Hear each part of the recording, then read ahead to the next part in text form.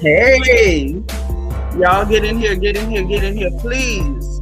We gotta have a little talk. It shouldn't take much. It shouldn't take much. So y'all get comfortable, hit the like button, put your like number in the chat. There's a couple things we're gonna discuss. Just a couple of few things. So Karen is back. Yes, the grand dame is back. She is out of jail and she talking. She talking. So Karen did her interview, sit down, whatever you want to call it, with Andy Cohen. So that's a real thing.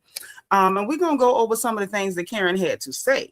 Karen gave some insight to herself. She addressed some things that she, openly, that we had not before seen her address. Some of the things I suspected, some of which I could never have suspected. And honey, I'm gonna tell you like this. I think it's more to that Wendy situation than we have been led to believe. But now that Karen is back, I believe we're going to get down to the bottom of what the hell actually went on between Karen and Wendy, because it's looking a little funny. Also, we got to have a little chit-chat, a little chatter-chit about Lisa Wu, the drunken Lisa Wu. Keith Sweat and Ed Hartwell, baby mama, in that order. And her referring to Nene as a moose and, drunken Instagram posts telling people to learn their listen. We're going to talk about that.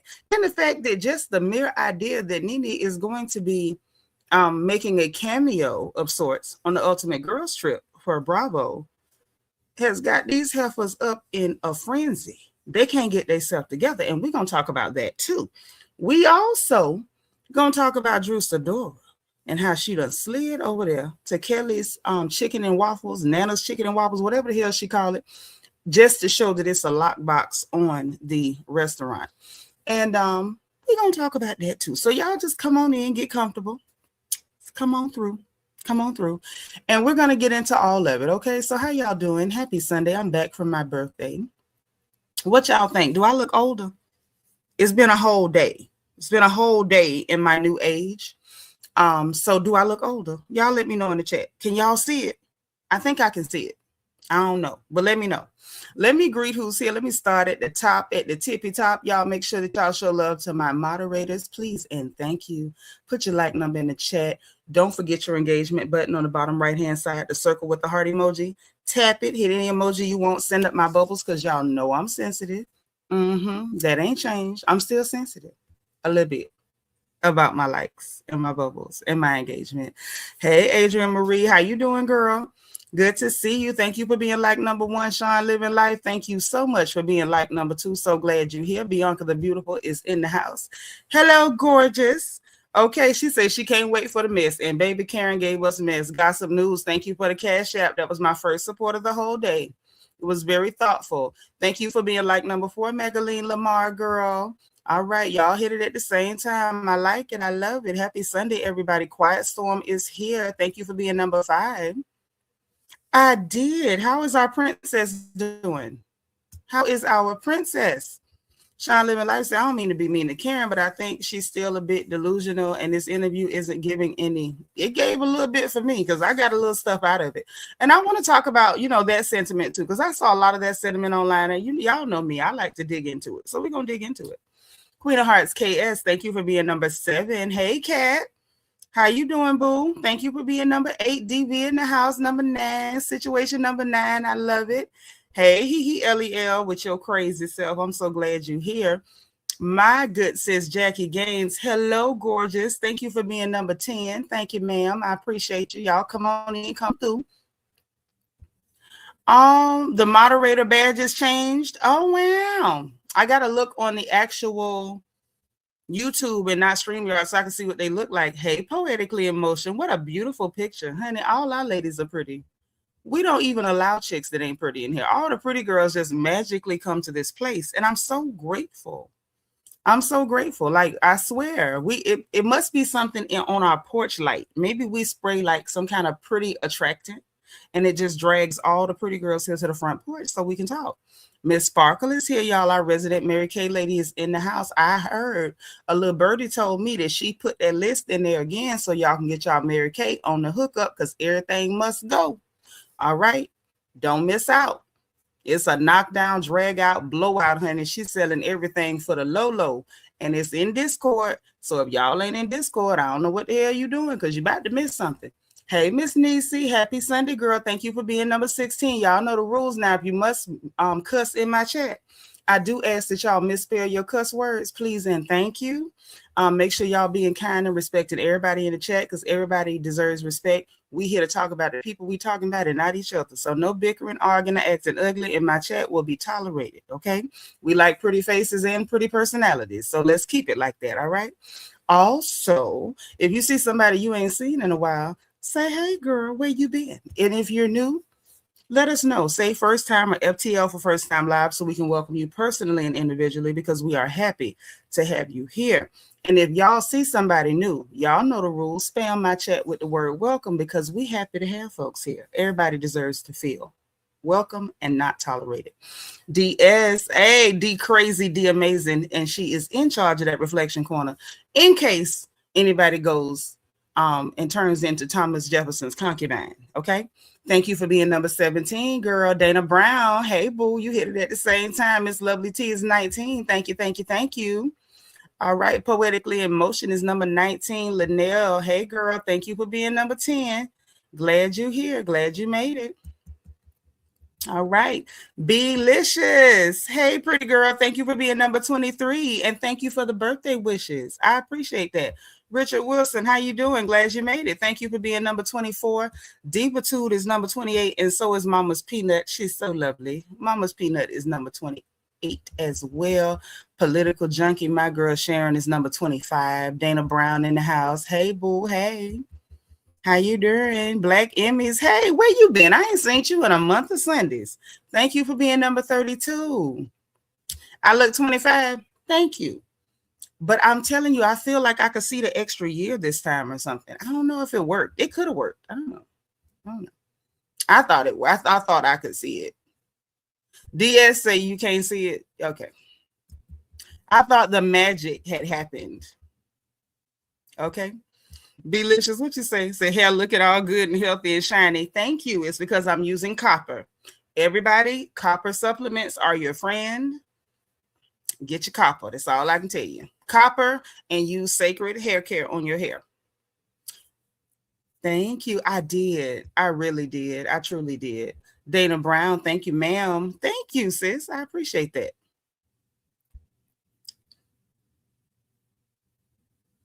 See? 25. You know, that's my cover story forever. When I turn 70, I'm sure I'll magically finally be like 31 or something. Miss Kitten, hey, sis. Thank you for being number 35. Thank you. My birthday was yesterday. 131. Sure was. Sure was. All right. Let me make sure I ain't missed nobody. Black Smile, number 32. Thank you, boo. Glad you made it. We love you. We glad we got you. All right, all right. I'm just making sure I ain't miss nobody. Deborah Randall is here. Y'all know Housewives Talk ain't legal till Deborah's in the house. Thank you for being number 35. Okay. Camille Fun, how you doing? Welcome, honey. Make sure you hit the like button. Please and thank you. Thank you so much, Richard. I appreciate that. Thank you, thank you, thank you. Cynthia Christian is here. Hey now. All right, so look like I done got everybody. Okay, good. I ain't missed nobody. We can go and get into this thing. So I am not going to bother with the Instagram of it all. What I will do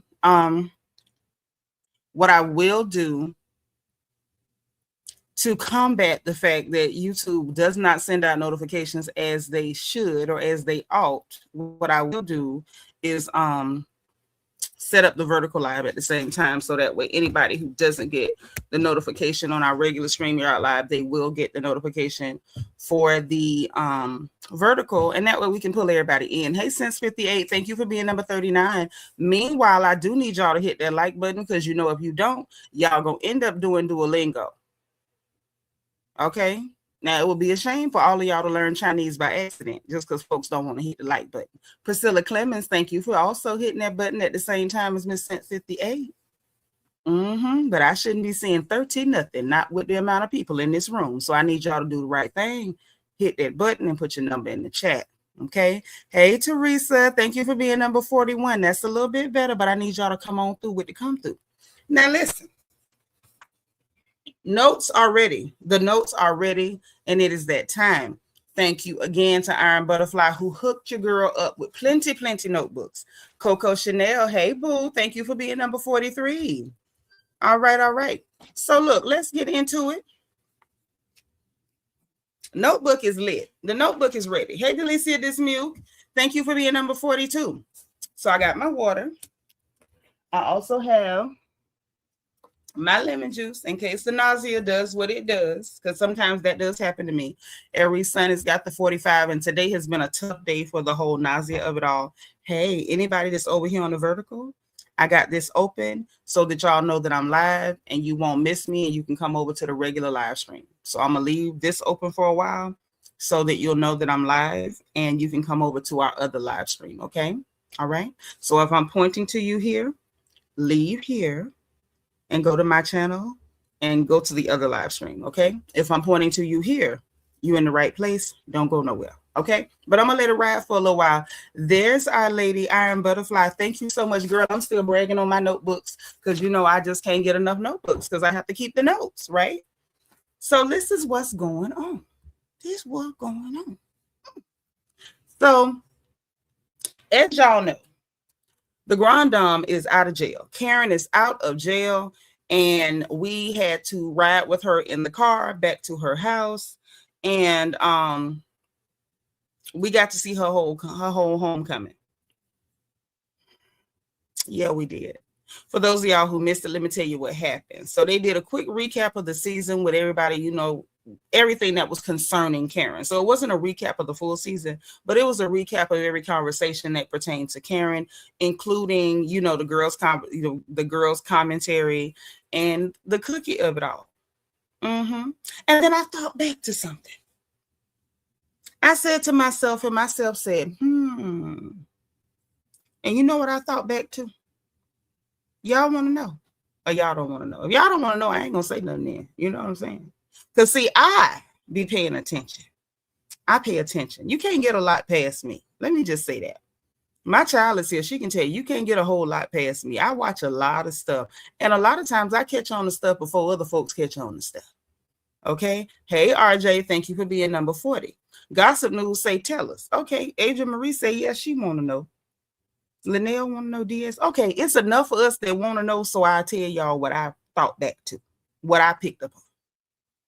So now, y'all remember, hey, Chichi Angeles, this live is only going to be up for a little while because we're live on the StreamYard, but I got this open so y'all don't miss me and y'all can catch me over there when I end this.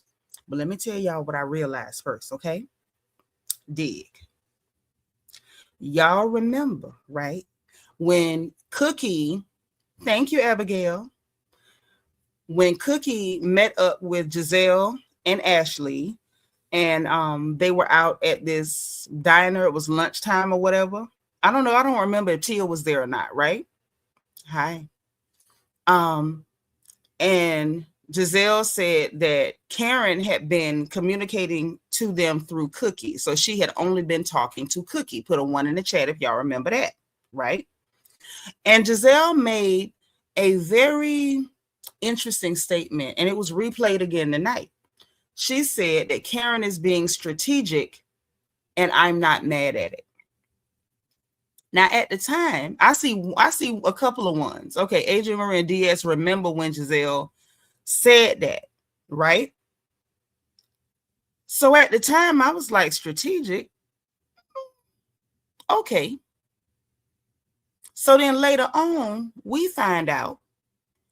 I want y'all to put a 7 in the chat if y'all remember the story coming out maybe like a few months back that it was some band that was going to perform somewhere, and they claimed that Cookie used her influence to get them snatched from the whole performance. Y'all remember that? And they was like, oh, she got them pulled, and she, you know, used her influence, and she used her name, and she got us pulled from the performance. So now we not doing the performance. The guy that was in charge of the band did a whole Instagram post like going off because he was mad because Cookie got them pulled and now they can't do the performance. So I was like, oh, Ashley, Giselle, and Cookie was at the table. Okay, that's who was there. So yeah, because that was the same time that we found out that Stacey had been hollering at Chris Samuels or whatever like that, right? Delicia Dismute says, thank you so much for the super sticker. So now, I appreciate you. Thank you. That's my second supporter the whole night. You and Gossip News, I appreciate you guys. So think now, if Cookie got enough pull, and that's why I had to look at, which I like Monique, but I know Monique full of crap too, and that's why I ain't going. Monique is mad because Cookie was friends with her and Chris, but she took Chris' side. But apparently she was friends with Chris before she was friends with Monique. So apparently, the way I'm reading it, if she was friends with Chris first, you was her friend-in-law. Once her friend broke up with you, she was on his side. Simple as that. So Monique tried to downplay Cookie, but Cookie got enough pull to where she getting people snatched out of like citywide performances and stuff. She got a little pull. So I had to think, why would Giselle say Karen was being strategic by only talking to Cookie? Cookie had something to do. I don't care what nobody say, and I'm just going to put it out there. Cookie had something to do with Karen getting out that jail early. Cookie had something to do with Karen getting out of that jail early, and I'm going to tell y'all why I say that. During that interview tonight, and when I go through the notes, I'm going to bring it back. And when I bring it back, just put a pin in this and remember, I'm going to bring it back to you. Karen said, the minute I got in there, I immediately went to work and started working my time down. Is that a real thing? Yes, it is. But what I know as somebody who has worked at prisons and county jails, you don't just go in there and immediately go to work nowhere. It takes time. Classification takes time to get you in job assignments and stuff. It just ain't that easy. You can want a specific job assignment and it might not go that way. You know what I'm saying? You may have to start at a different job until the opening starts somewhere else. You understand what I'm saying? And then some jobs within jails and prisons will give you more compensation or more time off than others. So how is it that the spot she wanted, which was just perfectly tailored to her, was immediately available? She didn't have to wait or try to work her way into there. And she was able to go to work immediately. Since when? Since when? Cookie had something to do with that. And ain't no point in asking how. Cookie knew somebody worked at that jail. Cookie got her hands in a lot of pots. A lot of people like to discount Cookie because she's overweight. Let's just be honest. We know that is the great Satan. If you a black woman and you got the nerve to be fat, we already don't like you. When I say we, I mean the general public. I'm not talking about me because I love my sisters. I don't care whether you eat whole chickens like Tic Tacs or if you around here salad munching like a rabbit. I love all my sisters. But y'all know that if a black woman is not walking around here T90 or with a BBL, people automatically feel like you got less value, less worth, and you're less relevant. And what it looks like to me, that is the furthest thing from the truth. The furthest thing from the truth. Now, let me end this one. If I'm pointing to you over here, the conversation ain't over. This live is over. So what you got to do is come to my channel and get on the live stream with the StreamYard, okay? Because I might let folks up later. But if you're here, leave here and come over there. And if you over here, don't go nowhere, all right? Let me end this vertical so we can go on and get into it. This is the furthest thing from the truth, honey. Cookie got a whole lot of pull in that little city. And see, even that comment that Monique said about, oh, she lied about Chuck Brown being her dad. If you lie about that, you lie about anything. Then come to find out, that ain't even how that went. Monique was misleading people on purpose because she's salty at Cookie. Am I saying she wrong or right to be salty? I can't tell you how to feel. I can tell you being stupid as hell, because if you met her through him, what makes you think that she was going to take your side over his? Them her people.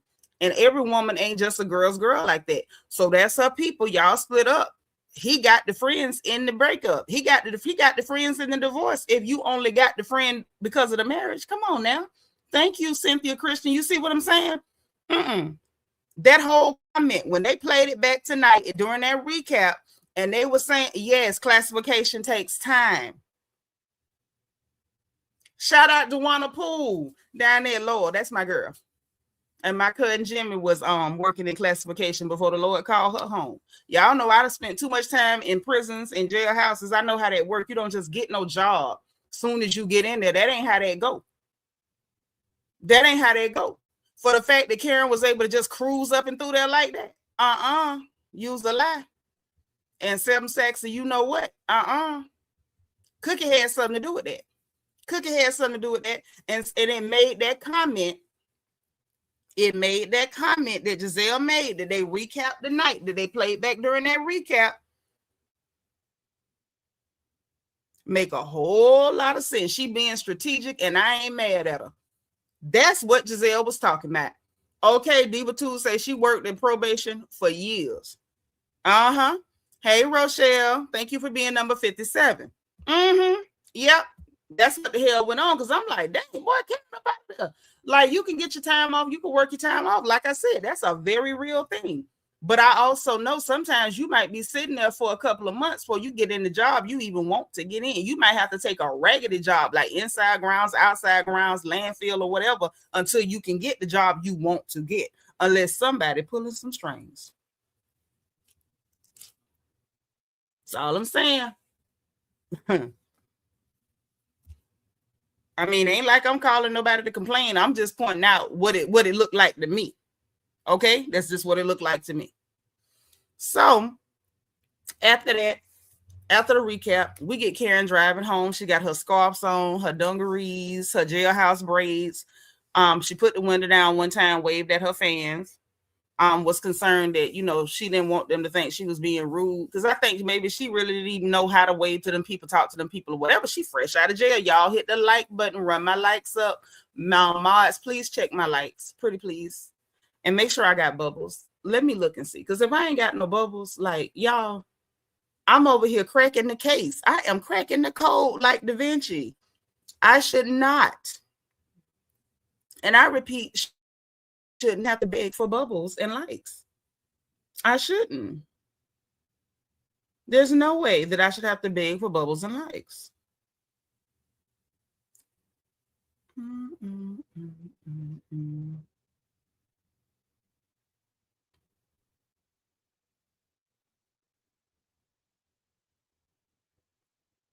Hold on.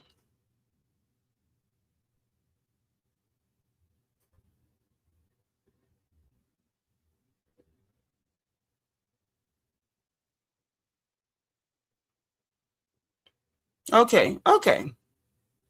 Thank you. And it's 21 people sitting in my house saying hit the like button. So is that y'all way of telling me y'all want to do Duolingo? Is that your way of telling me? Is that your way? Please hit the like button. Because it's most stuff. Y'all know I'm cracking the code. You know I'm working for you. So I need likes. I ain't begging for money. I'm begging for likes. I ain't asked nobody to buy me a drink or nothing. Just hit the like button. Jenny Patterson in the house. Hey now. Right, Quiet Storm. Tell them again. I ain't been able to play the like lottery in a while because I keep having to beg for likes. And I'm not going to beg for likes and then beg you to take my money. I'm not going to do both. You really got to pick a struggle. You really got to pick a struggle. So look. She drives home. She gets to the house. We find out before she gets in that hold on 1 second. We found out that Uncle Ray had bought her some flowers and printed her a welcome home sign on the printer at the house. Her sister was there, which I don't remember. Have we seen Auntie Karen's sister before? Her little sister? It was wild because she looks just like her sister, looks just like her. Her little sister, because I heard her say little sis, her little sis could be her twin.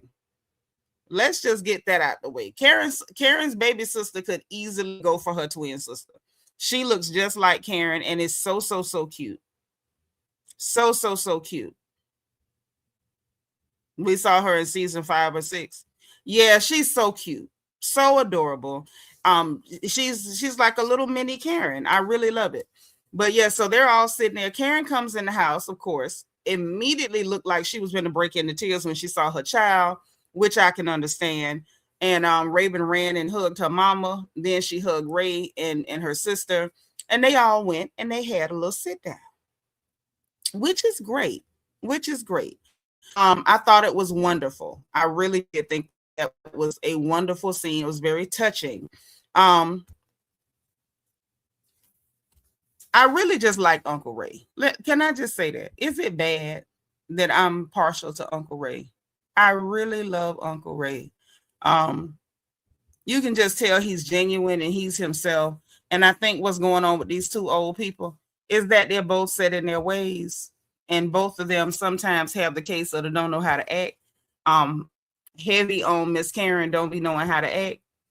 And I think that's what we're dealing with. I think that's what we're dealing with Auntie Karen. But anyway, she explains about her jailhouse braids. Uncle Ray looks like he is slightly horrified about the whole jailhouse braids of it all, which I can understand because she said, you know, the girls wanted to try to get her hair right before she went home because they didn't want her to have to walk out there without her wig and stuff like that, which I understand.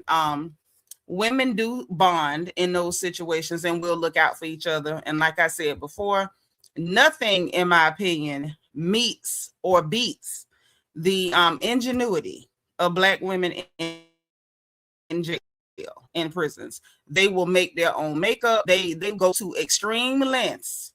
They go to extreme lengths to make sure that they are still attractive, even though they are behind bars. Now, that is something that I know to be the absolute truth. Okay, so they did look out for her. Oh, DT is in the house. Hey, boo. Yeah, it was a really good scene. I can't swear that I haven't seen Aunt Karen's sister, but I can tell you I was just awestruck at how much they look so much alike, and I thought that was adorable. So anyways, you tell about the braids or whatever. They took the extensions out of their hair, put it into her hair to make sure she had some plaits in her head so she wouldn't have to go home but bald headed. So I understand. One who cares, thank you for being number 67. And when I say bald headed, that's not to mean that her hair ain't long, but you know how we talk. You know, your hair ain't done, your wig is off. You don't want your hair sticking all over the place. She didn't want to just wrap a scarf around it and walk out like a pirate. So them girls hooked her up with some plaits so she could leave with something on her head. Y'all know how we are. You know, we're particular. And I think that was sweet of them to care. Okay. But anywho, she immediately thanks her daughter and said there was no way she could have made it through without her baby and talked about her visiting her. She thanked her little sister for being there for her and visiting. And then she thanked Uncle Ray last and said that they've been dating through the glass window and he was the only husband that came up there talking about politics and stuff. So I thought that was cute. And she said that a lot of the girls that are in there are very young. And she spent a lot of the time talking to the young girls. And that she went upstairs to wash the jail off, which I know what she means. I used to have to do it every day because there's a smell. Like jails and prisons are not pleasant places. And there's a smell. There's a smell. For one, a lot of places just have that lye soap. And so it's such a strong odor. Like it's supposed to be odorless. And in a way it's odorless because there's no perfumes, but it ain't odorless. Like there's a smell.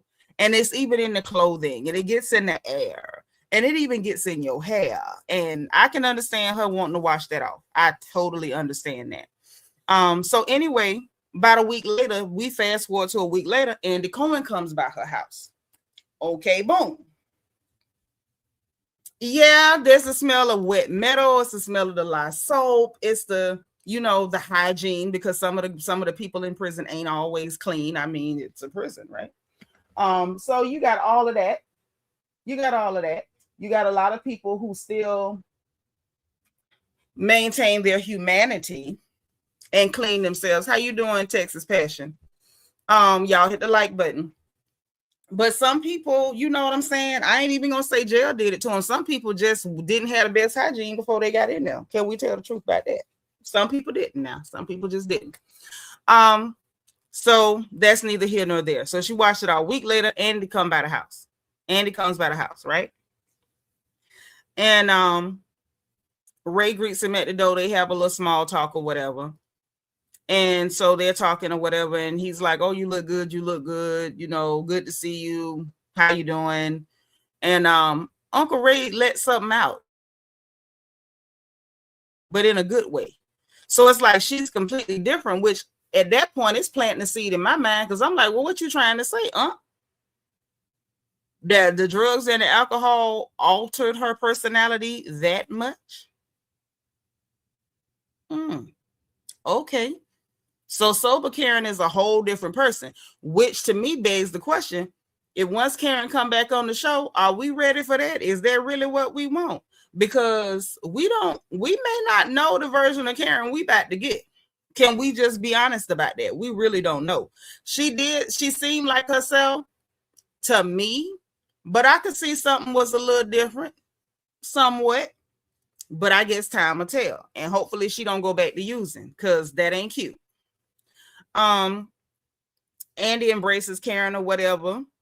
He said he had sent her a note that he had sprayed with her Ladon perfume, but she didn't get the actual note. They had uploaded it to the thing so she could see it. So she missed the whole fragrance of it all, but he really tried.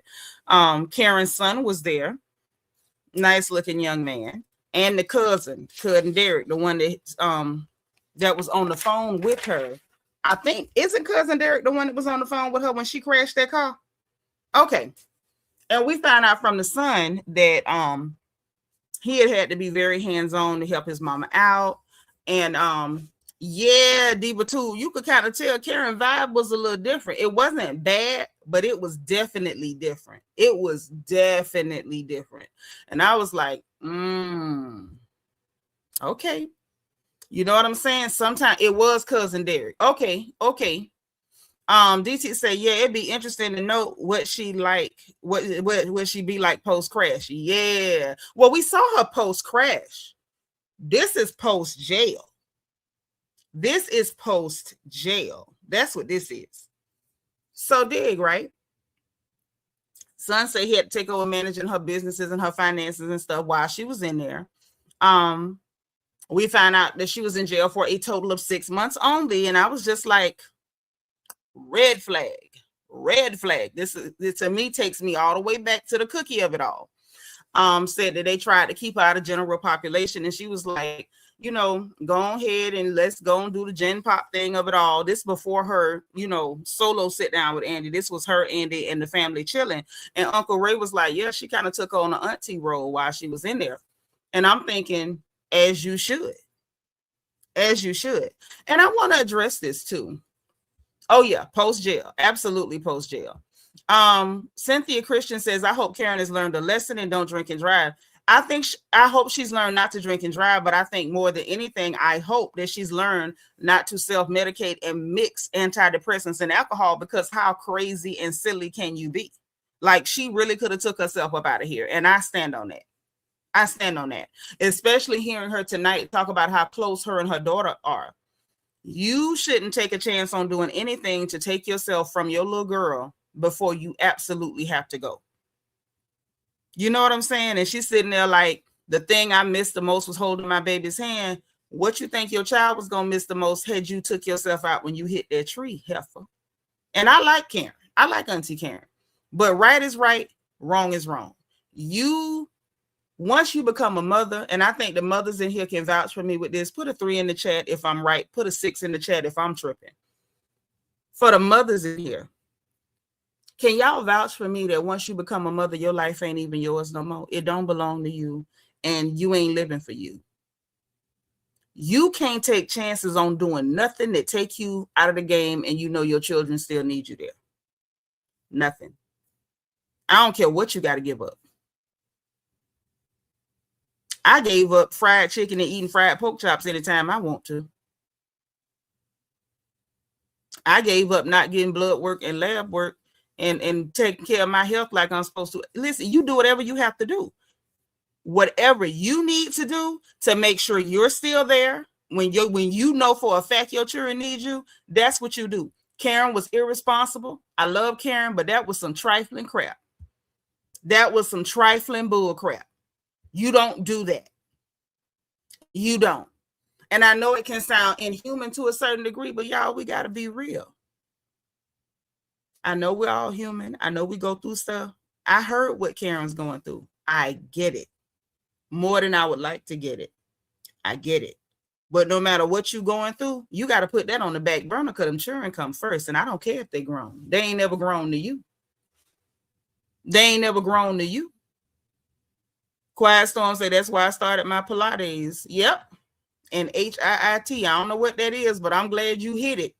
Whatever it is, if it keep you here, you know what you got to do. You know what I'm saying? But let's talk about her taking on the auntie role in jail. And I'm already ready for the negative comments from the weirdos on social media. Let me tell you something. Just because somebody in jail don't mean they ain't got nothing to offer. Now, do I believe that Cookie, looked out and hooked her up with somebody that work in there to make sure she got her a job quick to work that time off? Yes, I do. Does that change the fact that she had something to offer? No, it don't. I don't care who you are. Just being in jail don't mean you don't have nothing to offer. I was working in a prison and it was elderly inmates that had information and guidance to offer me. And I was somebody in the free world just working there. There was an inmate, Queenie Funches, in there. I don't even know if she's still alive. But that lady prayed for me and saw me wrong and actually checked me. And I didn't even take it no way. And I still responded to every inmate that was old enough to be my mama as yes, ma'am, no, ma'am. I can't do that, ma'am. So this whole idea like, oh, somebody go to jail, they ain't got nothing to offer. I feel like you a loser if you think that. People are humans. Humans make mistakes, since everybody in there ain't even supposed to be in there. But she was supposed to be in there. Let's be honest. But yeah, just because somebody in jail don't mean that they don't have nothing to offer. And I do. I'm really ready for all the loser comments on social media, because that's a loser comment. I'm gonna just tell you that. But I peeped that and I thought that was cool, that at least you recognize that you made your mistake. You screwed yourself, being irresponsible, not putting your children first, abusing drugs and alcohol, prescription or not, because she kept putting the prescription on it. I'm like, okay, if you want to put the prescription on it, but you was abusing drugs and alcohol, ma'am. Okay. But just because you did that and you in there with these children, these young ladies, these young people that could be your children, because she said they were her children's age, you were supposed to take on the auntie role. You were supposed to tell them right from wrong. You were supposed to give them the benefit of your mistakes, so hopefully they don't make them. Straight up. So anyway, Karen lets us know she don't really like the cell phone like that no more. And she said everybody was calling her, trying to fill her in on all the gossip and everything that went down. I could see her not being like ready to grab the cell phone and be hooked to it like a magnet. You done spent 6 months away from it. Maybe she broke the habit. Plus, we got to take into account, Karen is at an age where it's like the cell phone was not her whole life. Younger people who always had a cell phone, I could see them like, ooh, give me my phone back. But I could see her being like, yeah, the hell with that phone business. I could see that. Then Karen and Andy go to have their sit down. Now, this is where the rest of the stuff start to come on out. This is where the rest of it starts to come out, y'all. Okay. So, hey, Ann McKinney, thank you for being number 74. Wait a minute. So we got 21 people that do not like me enough to hit a like button, but you sitting in my chat, soaking up my energy, which gives me, it's a couple of creators probably sitting in here hoping I say something they can take back and run with and pretend like they thought it up. Yeah, it's giving it's time for Duolingo in the middle of a review. Since folks don't want to hit the like button, they just hit us to sponge. I need to work on my Hanzi anyway. Sure do. Ooh, I could do the listening exercise. Yep. Moderators, check my likes. People call in with all the things they do in a day, and I do absolutely nothing. Moderators, let me know. Before we begin, thank you, Ann McKinney. No.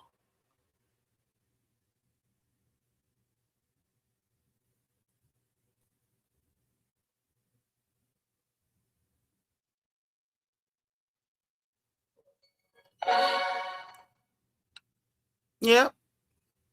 81 out of 97. Okay. Let me know when they decide to go ahead and hit. Let me know when they decide to hit the like button. Hey, Gaby. Thank you for being 76, boo.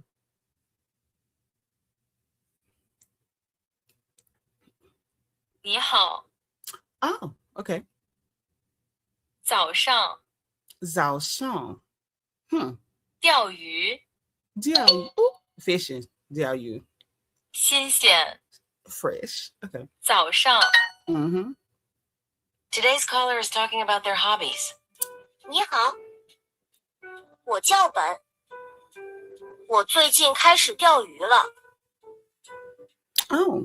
我最近开始钓鱼了。 He likes to go 我每 fishing. 天早上去公园钓鱼。我每天早上去公园钓鱼。公园的空气很新鲜。我觉得钓鱼很放松，也很有趣。 They are 有时 delicious. 候我也会带我的朋友一起去。 Okay. Fishing every morning? That sounds like a lot of effort to me. All right. All right. Okay, so we only got 6 left. I can work with that, but we wasn't gonna sit up in here and I'm working, burning up my brain cells, and folks don't want to hit the like button. We wasn't doing that. No, we were not gonna do that because that's just rude. And some people are just rude. They hang out. Thank you, Quiet Storm. I saw a few of them leave, and that's the best thing to do. You over here just to steal anyway. Get out my chat. Hey, a black woman, 1982. Oh, that's Nashina. You came from your other page. Thank you. Okay, so Karen and Andy, sit it on down. That's more like it, right? That's more respectable. Because, like, y'all know me. I'm cool people, but I'm not a doormat. We're not doing that. So, look, Andy and Karen sit down. He asked her, like, you know, how you feel about the whole thing, like where you at right now, whatever. She said she feel like she done been through hell and back. I can imagine jail is not a pleasant place. It's not a pleasant place. I've been arrested before. I ain't never spent no 6 months in jail. But anybody who's been in jail, even for 24 hours, overnight, a couple of hours, so they process your paperwork, y'all know jail is not pleasant. And Miss Thing had to stay there for 6 months. Hook up or not, 6 months is 6 months, okay? So she said she felt like she done been through hell and back. And she said she was ready to discuss the body cam footage from back in March of 2024. Y'all remember the infamous body cam footage? Y'all know y'all remember that body cam footage? Child Karen sat up there, and this just to recap. You know, she roadside, Uncle Ray trying to help her come up with a cover story, or you just had a couple of bills. Y'all remember that? Put a 6 in the chat if y'all remember the whole body cam of it all. And then, you know, we had her in the car telling them people she's the grand dame, and Andy named her that, and going to the jailhouse, telling the police, the policeman, you are white and poor. I am very rich. I was screaming. Karen is a hoot. I'm sorry. I know she said she didn't even remember how bad she showed out. I can believe that because she was drunk as Cooter Brown. She was drunk as Cooter Brown. I'm talking about ain't no heads from her tail. Yep. Then she told the man she was Thomas Jefferson's concubine, honey. She showed her actual tail at the jailhouse. That wig was sitting side saddle, and so was her brain. Karen was saying in and everything. Okay. Dia said, I want to know her wig's point of view since it was trying to leave the scene. Baby, that wig was so embarrassed, it was trying to slide off her head like that boxer that was just in social media today that got in that ring with that man unit on, and his top got lit back. Okay. Shout out to T.I. because T.I. is going to tear the summer up with that song he just released, and I know all us Gen Xers are feeling it. But I digress, right? Yeah, she told him she was lit. She did all of that. So she said she was ready to discuss the whole body cam situation. So of course production played footage from the body cam and all of that stuff, right? And it was crazy. So she said this is what she claimed. Now, do I know it's true? I don't know it's true. I can't call it. She said she had not seen the body cam footage when she was telling the lawyers she wasn't going to take no deal. Excuse me, y'all. When she told the lawyers she wasn't taking no deal, she said she didn't take the deal because she thought she hadn't seen, well, she said she ain't seen the body cam footage, so she wasn't thinking it was as bad as it was. But she said that the lawyers had seen it and told her that the body cam footage was going to nail her. Take whatever deal them people give you. Okay? Yes, baby. When that toupee flew, I flew. When it flew, I flew. I was like, ooh, you need to go fight your barber because he ain't glue that thing down good at all. It lifted right up like a soda can, right up. But anyway, she said she hadn't seen it, but the lawyers had, and they told her to go and take that deal because that body cam footage is going to nail you. It's going to nail you, which takes me back to the whole Wendy's comment trying to sound like, you know, she's the smartest person in the room as per normal. Oh, well, they had to have seen it because they tried to suppress it. Yes, they tried to suppress it because their client was being delusional, crazy, and cuckoo, talking about she wasn't taking no deal. And they telling her, girl, we seen this. Them people see that. You are done. I'm going to go to trial. They like, can we suppress it? Because if she insists on going to trial, the people going to see what we seen and they going to nail her to the cross. Okay, no cavalry. So at the end of the day, what else gonna do? Girl, that was funny. That wig sliding was hilarious. Okay. But look, so anywho, she said she hadn't seen it. Ray hadn't seen it or whatever. And say she was trying to keep Uncle Ray away from the legal part of that as much as possible. And he didn't need to see all that. Uncle Ray is old and he don't need the stress. But, you know, say she just wasn't looking because, you know, she didn't want to see it. She didn't want to look at it. And Karen does strike me as the type of person that plays the avoidance game. If something's unpleasant, she strikes me as the type of person that'll try to run from it. And it makes sense. Yeah, definitely a lawyer's job to try to suppress, especially when your client is crazy enough to go to trial with that type of evidence out there. You know what I'm saying? Agent Marie said, of course, a lawyer going to try to get evidence thrown out. That's their job. Yeah, they just wanted to suppress it. They didn't want it played in front of the jury. But, you know, Karen Crazy Tail insisted on going to trial. Them people's hands was tied. All they could do was try to suppress it, and it didn't work. And it came out anyway. So then, you know, there you have it. So anyway, she said at that time that she was still on the pills and alcohol. So I'm like, the people trying to get you to make sound decisions for yourself, Karen, and you were still on the pills and alcohol at that time. Okay, I believe it. I believe it. Okay. Even said that's literally what Wendy's lawyers are doing now. Exactly, trying to get things suppressed. And isn't it ironic? Isn't it ironic that you talking about her lawyers trying to suppress it? So obviously they saw it. That just means obviously the lawyers saw it. That don't mean obviously Karen saw it. Right, Agent Marie, Karen ain't want to admit guilt, but your body cam had already admitted the guilt. But she said she said out of her own mouth that she was being delusional and was still high on pills and potions. Now that's what she said. So I'm sitting there like, wow, this makes a lot more sense because I know anybody else watching was like, girl, if them people offer you a deal, you better take it. Concubine, why would you not take the deal? She said she didn't see it until she went to rehab, and the counselor at the rehab told her, no, you have to watch it. So apparently that was part of her treatment. They made her look at that. And she said once she seen that, then that's when she understood, oh yeah, I'm going to jail. I was rolling. I know it wasn't supposed to be a funny moment, but it was funny to me because I'm like, Karen, it took you to see how bad you showed your behind, drunk as Cooter Brown, on the record, on a recorded device, audio and video, wig and all, for you to realize, oh yeah, you going to jail. And I'm glad that she went ahead and gave props to her legal team and was like, no, I had very good lawyers. I just wasn't listening to them. I was like, thank you. And this to me goes to the weirdos online. Oh, she not being accountable. What else the hell y'all want her to do? She's admitting, first of all, you ain't finna catch me nowhere telling people I was on pills and potions and hooked on pills and alcohol and mixing them together. Okay? She done admitted to that. She done even admitted to the fact that the lawyers didn't do nothing wrong, that it was indeed her fault. She done admitted to the fact that she was delusional. And even after she came back that season, after she had been arrested, that she was still messing around with that stuff. What else y'all want from her?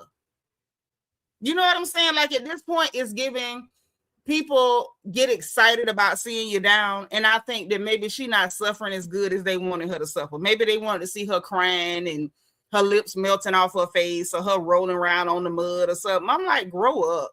Grow up. People fall, they get back up. Nobody has to wallow in self-pity or beat themselves, you know, with a strap in front of the camera to make you feel better. If you that sick in the head, seek help.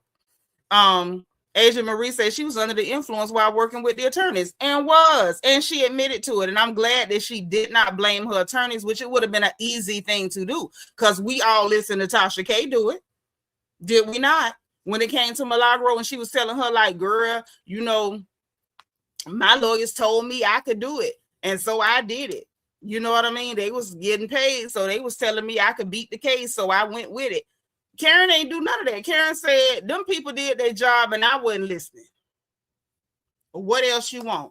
Yeah, she being accountable. But what it is the fact that you are a whole Black woman and people like you and you're popular and you're paid and you have an ego. And you're not running around, you know, beating yourself up and you don't walk around with your head in the dirt because you know for a fact people love to see Black women be demoralized and to demoralize themselves. They love to see Black women hang their head when they talk and be afraid to, you know, be proud of themselves. Everything you hear from people when it comes to a Black woman that's a little too popular, a little too pretty, a little too paid is somebody need to humble her. So, you know, she got herself in trouble. She did her 6 months in jail, hookup or no hookup, and they want to see her down. Like this should have humbled her. Like, what did y'all want that woman to do? Come out in a bad wig like Tia or Stacey? Was she supposed to start wearing bargain clothes, even though she still got money? Like, what did y'all really think y'all was going to see her do? Did y'all think she was going to be less fly because she went to jail? Is that what y'all thought? I mean, I'm just asking for a friend. Bianca saying sometimes it takes for people to see themselves before they change, unfortunately. She didn't even want to see the tape because she thought it wasn't that bad. And when she saw it, she was floored. Yes.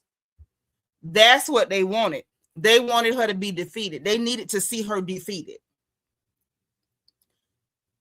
For you to face your behavior, deal with it, the embarrassment, the punishment, the consequences, that ain't enough. They want to see you defeated. That's what they want to see. And when they don't see you defeated and crying and sniveling and oh, it's so horrible. Oh, my life is ruined. I don't know how I'm going to come back. Same reason they be mad with Nene. Same reason them people in an uproar right now. Same reason we saw Bethany Frankel with her emaciated Walking Dead self. So I never seen anybody sue their employer and go back to work. Oh, it happens all the time. What you ain't used to is a Black American woman standing up for herself, taking whatever consequences come with it, good, bad, or ugly, and still not being defeated. That's what they don't like. A lot of people mad with Nene Leakes right now. I know this ain't about her, but I'm going to just say it because it's right there on the tip of my tongue.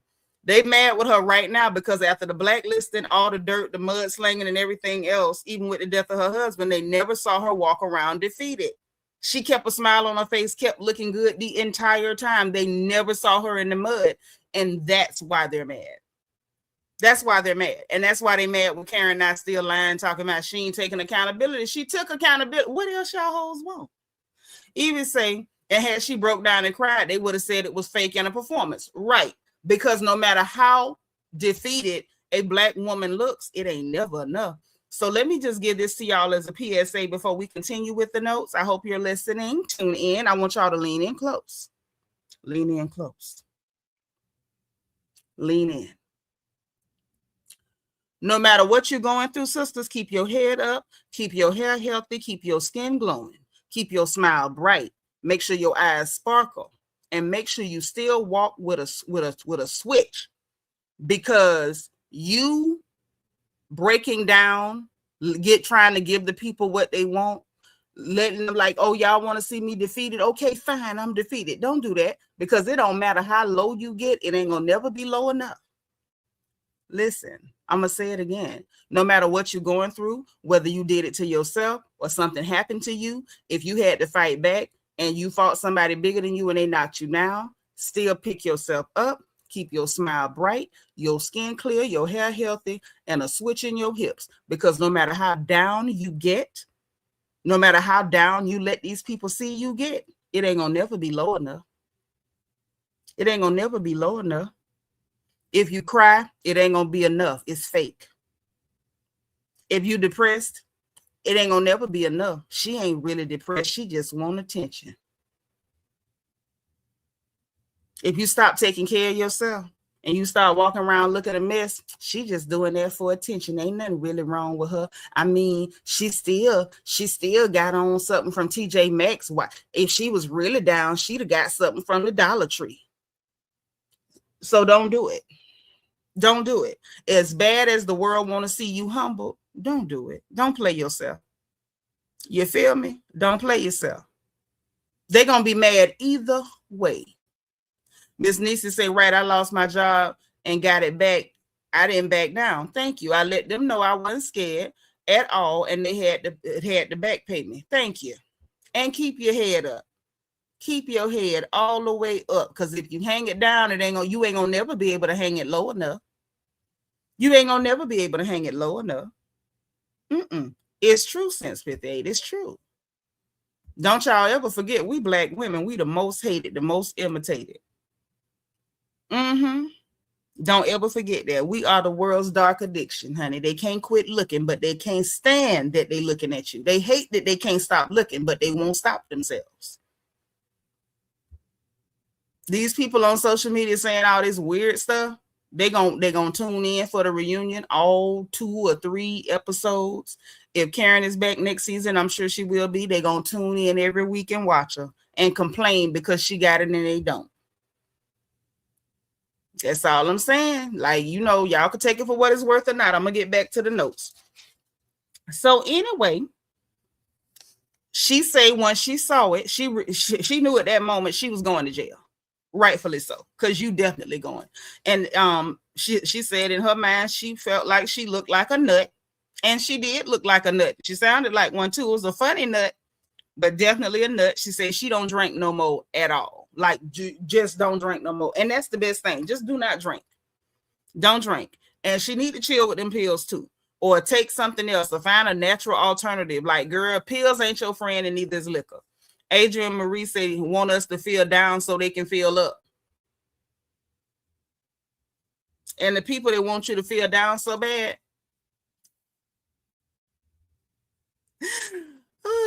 that's the only way they can feel up, is if you come off your pedestal. Hey, the Divine Miss them say that's the word. Public opinion is worthless as hell, and is. Teresa said, I bet the ratings will go up since Karen returned. Oh, yes. Absolutely. Yeah, they looking for her to make a mistake. But the problem is, sis, breathing is a mistake. If she breathes, why she breathing like that? She drinking water. She only drinking water because the camera there. I bet you she drank when the camera not there. If she eat a vegetable, why she doing that? She probably eating that cucumber, wishing it was a pill. That's what I'm saying. Like, ladies, don't. They love to tell Black American women, Black women, humble. They want you to humble. She need to humble herself. Just remember, you ain't gonna never be able to humble yourself low enough to please weirdos that want you humble. Don't ever forget that. So anyway, say her children was devastated by seeing the video. You say, who sit around waiting on somebody to fall? The people who hate Black American women, which is damn near everybody. The clear people, the cloudy people, The clear adjacent, the people who are even black adjacent, that they're not black, like they're not, we're black. They're not black. But they come here from other countries and they sit up and pray for the downfall of a black woman. They do. Everybody does it. We even got some of our own sisters that's so sick in the head and they've been beat and demoralized so bad that they try to do it to other black women. Black men. Like, who doesn't sit around and pray for black women to have a downfall? Everybody. There's not any group of people on the planet that ain't just sitting around crossing their fingers and wishing on a star. Hey, Ian, thank you for the birthday wishes. Thank you. So said a children was devastated. I'm sure they were. And then we find out. Guess what else we find out? We find out Uncle Ray tried to get her help 20 years ago when she first got in trouble with the liquor. And she did not listen to Ray.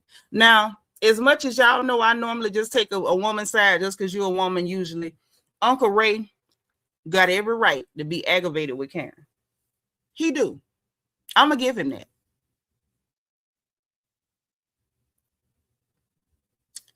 He got a right to be irritated with her. If that man tried to get you help 20 years ago, 2 DUIs and 4 incidents ago, ma'am, you knew good and hell well you needed help back then. You chose not to get help. You told yourself you could handle it when you knew you couldn't. Hey, Amy J said, I want to start drawing, but it seems more people have grace for Wendy than Karen. Is weird. That's true.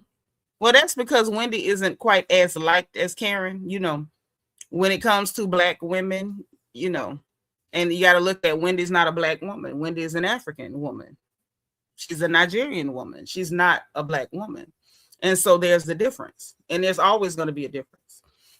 Teresa says, in some cases, our own people are against us. I experience it every day at work and hold my head up and keep going because I'm not trying to please their miserable butts. Well, that's a good way to look at life, right? Auntie Eva says she served her time. All she has to do now is continue her new walk without substance abuse. I agree. Drew just did it to Kelly, going to one of her restaurants to show us that it's shut down. That's right. Sometimes it's our own sisters because they have been so demoralized and programmed that that's what it's supposed to be, that they will do it to each other. They'll do it to one of us. It's like that. So, yeah, Ray tried to get her help 20 years back when she first got in trouble with the liquor. And so at that point, I'm sitting there like, I really felt bad for Uncle Ray because, ma'am, how dare you? At least she owned up to it. And Ray tried to get her help then and she just wasn't listening. So shout out to her for keeping it real on that. And said that at that time, he told her to get help. She went to a doctor. She said the doctor put her on antidepressants, which is giving to me that you told him you was depressed. That's why you was drinking. But they put on the antidepressants and this fool kept drinking with the antidepressants. Like, Karen, they gave you the antidepressants wherefore you could stop the drinking. Karen kept doing both of them. Wow. Okay, Auntie Karen. Okay. So then she said when her parents died, and it was funny to me because I was like, Karen, if you don't stop with the euphemisms, because she said when her mama and daddy had passed that she adjusted her dose on her own. Karen, you did not adjust your dose, madam. You took more pills on your own. You upped your dose without a doctor's supervision. Your doctor did not tell you to take more. You told yourself to take more. Do I understand? I do. Do I wish I didn't understand? I wish I didn't understand, but I understand. I totally get why you told yourself that you needed some more. It's painful. I'm an orphan. I get it. When you have good parents, when you have a good mama and a good daddy, and then they're gone, like you have them, they everything to you, and then they're gone. Like that's a hurting thing. Like that's a pain that I cannot describe to anybody, and I don't wish on anybody. But Karen, the answer to that type of pain is to fall down on your knees, go to the altar. It was not to go and up your pills on your own and then mix it with liquor. Hey, Tammy, how you doing, Bookie Woo? Good to see you. So I'm just like, okay, Karen, go on, lay it all out. You know, since you giving it to us, I was a little scared and horrified, but okay. At least you know, she kept it funky. I didn't, you know, the euphemism had me cackling a little bit because I'm sitting there like, ma'am, you adjusted your dose on your own. Okay, cool. And then that night she said that she was running from home. And I was like, okay. Divine Miss M say Ray probably was going to get her help out of the public view. I believe that's when he was really rich.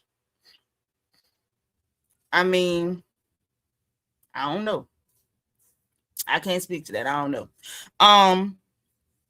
And so Andy was like, why was you running from home? Because I think that's a valid question. You know, I hate to agree with the Powder Ranger because I don't like him. But I feel like all in all, that was a fair question. Karen, what the hell was you running from to the house? So she said she wasn't happy and her and Unc was going through it, which we saw a lot of that on the screen. You know, they talking about stuff and she's like, you love me. And he was like, sometimes, or however he said it, or you know what I'm saying? Uncle Ray was being a little cantankerous. But now hearing this side of things, I understand why that man was irritated. Karen, he tried to get you help 20 years back, mama. Unc tired. That man is old and he tired and you was tripping. Okay.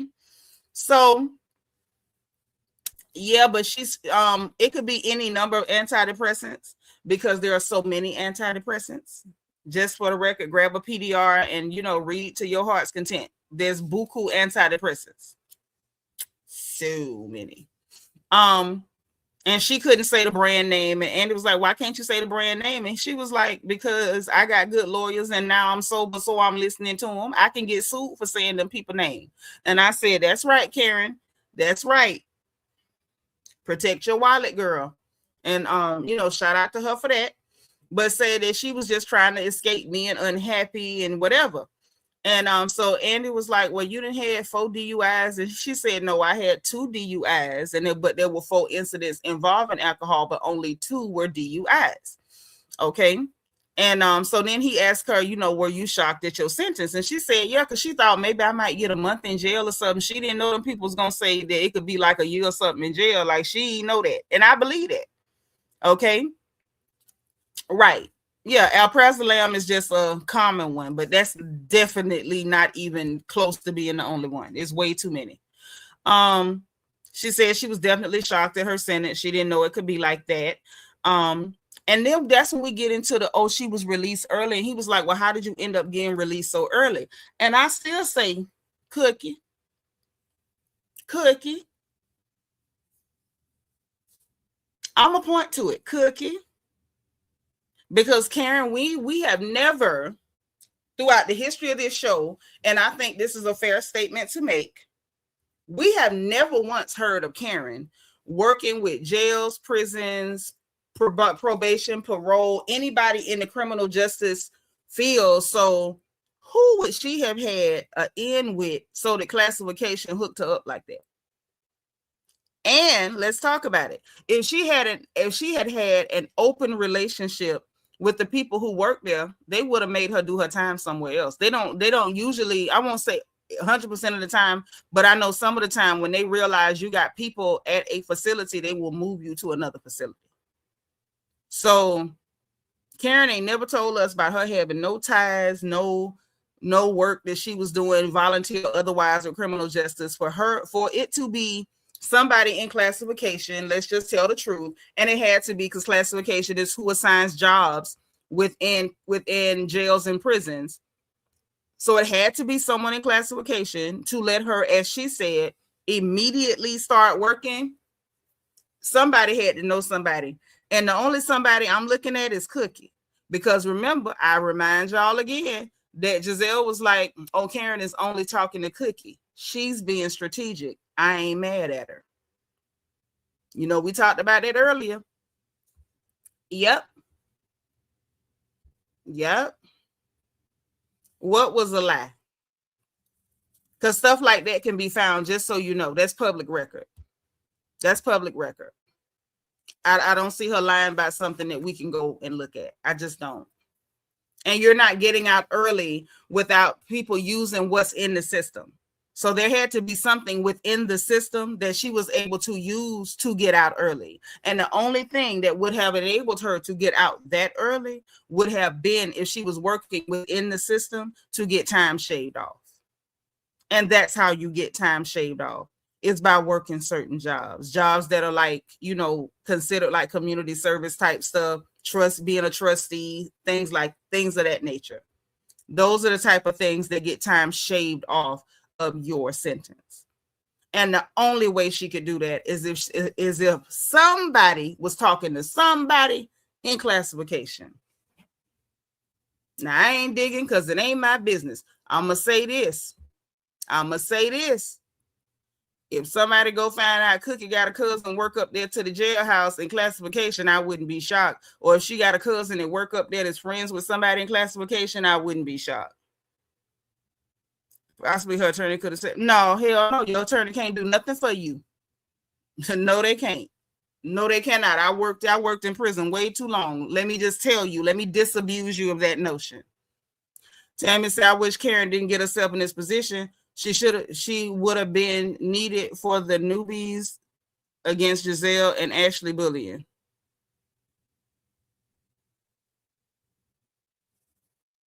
I'm confused. Who was bullying? Help me out. Gossip News said Giselle wouldn't have said that Karen was only talking to Cookie. Right.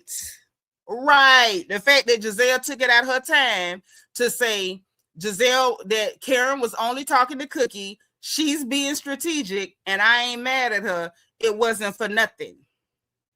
Yeah, attorneys can't do that. I'm glad she out too. She didn't have that much sobriety time under her belt to lead others. So it goes back to she had a hookup in classification. Now, do you understand why I'm saying that, sis?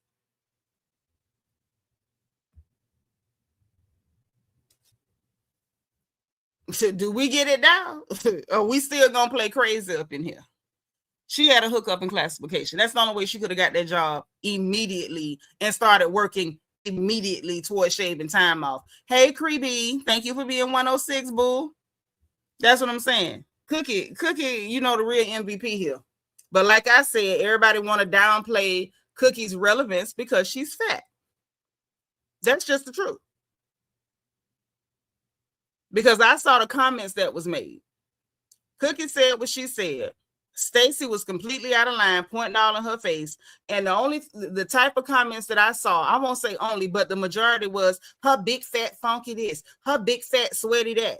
Whether she fat, slim, or whatever, it don't change the fact that Stacy full of crap was out of line and put her finger in that lady's face. And if Cookie had drugged her and stomped her and broke her little scrawny neck, I'd have been perfectly cool with it. I'm going to tell you that. That's why people are trying to discount Cookie, is because she's fat. That's just what it is. Carrie Clark, thank you for being 103, boo. Phoenix Rising, where have you been? Thank you so much for the birthday wishes. I appreciate it. It's true, Tammy. It's true. People don't like to call a thing, and I think they don't because they don't like to admit that they're the type of people that decide that someone who's overweight has less value or relevance. But that's what it is. It's just what it is. Right. What fat got to do with it? Fat ain't got nothing to do with nothing. And then when months later, she getting people pulled out of whole performances, like she got enough pull to do, like, oh, Cookie's way more relevant than y'all 10. That's all I'm saying. But moving right along. Anywho, so we found out about that. She shocked at her sentence. She was released early because she started leading the AA classes and, you know, worked her time down. I didn't have a problem with how she talked to Wendy, Tammy, for the record. The little clip we saw, we didn't even see the whole conversation. She told her the truth. If you saw the same clip I saw, you saw what she said. Take a lesson from me. Follow me, professor. Don't talk so much. Wendy ain't got to listen. She can keep running off at the mouth and she going to end up in the jail too. Diva 2 say, you never know who people connected with. You don't. You really don't. Cynthia Christian say, Cookie may have told Giselle she helping Karen, But what I'm saying is, regardless of what was said, Giselle knew why she said it. That's my point. Giselle knew why she was saying that. And that's why I'm saying y'all better pay attention to the play. Because y'all know I always pay attention to the play. I agree with Karen telling Wendy that too. I totally agree with it. I don't think she told her nothing wrong. And Wendy do talk too much. Just like she talked too much to her mama. And I still wish Miss Susan had popped her in the mouth with a shoe. I said that. I meant that. Hayes knows my worth. How you doing, boo? Thank you for being 106. Thank you. Thank you for everybody too for the birthday greetings. So look, then we find out she say her and Uncle Ray worked on their marriage while she was in jail. Found out that going through all the therapy and all that other stuff. Yeah, she trying to help her. She trying to help her. And it's just so crazy. People like, oh, why? And this is why people don't help people. Because if you help them, it's going to always be somebody sitting around critiquing, well, you should have helped them like this and not like that. Well, hell, if she didn't help her at all, then y'all have been talking about that too. That's all I'm saying. Thank you, boo. Thank y'all for the birthday wishes. So doing the therapy and all the stuff where they, taking her down through there, because it's a whole process. She said she found out that she stopped growing emotionally at 19. This was one of those where it was like, ooh, Karen finna, visit the issue. And at this point I leaned in and I was watching closely because I wanted to see how Andy dealt with this. Andy was very careful in how he dealt with this. And dare I say, I appreciated it. Because he wanted to allude to it. He was like, because of the, but you could tell he didn't know how to say it. And he was careful to not say until she gave him permission to talk about it. And then he still let her be the one to voice it and call it what it is. And I said, okay, that's good. Thank you for being careful, because I was really watching him to see if he was going to be insensitive and speaking on something that was that traumatic for her, that life-shattering for any woman. Cree B, thank you so much for the super chat and a birthday wish. Thank you. Thank you. Thank you. Thank you. This is my 4th support of the whole night, and I appreciate you. I appreciate that. Hazeline, make sure y'all hit the like button. For real, for real. So, and she said that, once finding that out, that a lot of stuff made sense. And that, after that assault. Because y'all know, this was one of the first things that irritated me with Wendy Osefo, her first season. When she alluded to the fact that Karen had to leave higher education, had to leave college because of what happened to her, and tried to mock her, you don't have near degree, trying to use our dialect to mock her because she was assaulted and had to leave school. That was when I first didn't like Wendy Osefo. Because I was like, you a disgusting piece of trash to do that. You really got to be a low down, dirty, filthy, disgusting piece of trash to allude to that. I was like, wow, from back then, I really, I turned around on how I thought about her because she corrected a lot of her behavior, but that always stuck with me that she did that. And she talked about the fact that she had a hard time accepting that she had a problem with alcohol. And then she even owned up to it with the fact that she had an easier time accepting she had a problem with the pills, because then she could blame the doctor. Oh, the doctor wrote the script. But then she did, articulate the fact that for her to admit she had a problem with alcohol, she had to face the fact that she couldn't blame anybody. This was all her. This is what she chose to do. She chose to reach and pick up a drink. Every time she put it to her mouth, that was all her. It wasn't the doctor. You can't blame the bartender. You can't blame it on the bossa nova. You can't blame it on the beat or the boogie. It was you. Okay? So I appreciated the fact that she was being transparent about why she had such a hard time accepting and facing, you got a problem with alcohol. This ain't the doctor. This you. You doing this to yourself. You ain't got to pour no drink. You ain't got to pour no drink. You don't. And so Andy asked her when the last time she had a drink. She said it was like right after the accident, that she had another drink after the accident. And I was like, wow, Karen, so you was drinking after the accident too? And we still got people goofy as hell in social media. She not taking accountability. Karen has overshared at this point, and I still got notes left. At this point, Karen has overshared, and I still have notes left. Phoenix Rising say, remember Karen said she was SA while she was, yeah, that's what I'm talking about. Definitely couldn't blame it on the boogie, no. Or the bossa nova, or the beat, or the rain. She can't even blame it on the alcohol because the alcohol did not jump into her hand. She put it there. Oh, yeah, RJ, she did that. She did that. She did that. That was the same time that Karen roasted her and told her she slithered, and that slither stuck. That was during the same scene that Wendy did that. And I thought it was disgusting. I thought it was very disgusting. And I thought it was very telling as far as what kind of character Wendy had. That's what I thought. So then when Andy asked Karen about the Washington Post article where they said that she had promised the judge she would attend AA for, for the rest of her life. Karen said the Washington Post lied and that never happened. She said she never promised no judge she was going to attend no AA for life. She said, but she is going to attend, but she's attending Narcotics Anonymous because she said she felt like that was a better fit for her.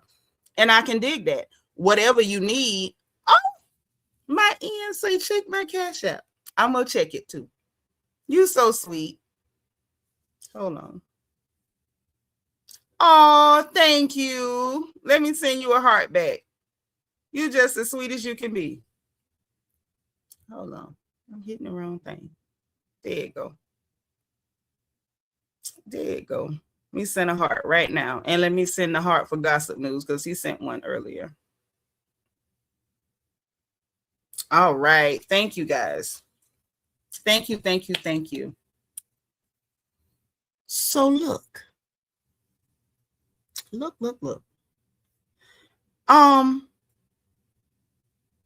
That wasn't true. Andy asked her about her clothes that she wore home from jail. And I'm like, Andy, that's such a silly question. Obviously, somebody sent clothes. So she said her makeup artist brought her jail clothes, her jail release clothes. And I'm like, okay. He asked her what she missed most. She said she missed holding her daughter's hand most. Which, like I said, triggered the piss out of me because, ma'am, how dare you? How dare you? And I love Karen, but how dare you? You missed holding your child's hand the most for 6 months in jail. You could have killed yourself on that road that night. And your baby would have been stuck here to go through that pain without you. And then she could have missed holding your hand for the rest of her life. Karen, better not never do this again. This was really dangerous. Like, girl, you could have took out somebody else, but more than anything, you could have took yourself out. And she said that to Andy, like she really regret this happening. She could have killed somebody. Girl, the somebody is you because there was nobody else on that road. You are the somebody that could have that night. You, Karen, you have 2 children, especially that little girl that you talking about. You missed holding her hand the most. Ma'am.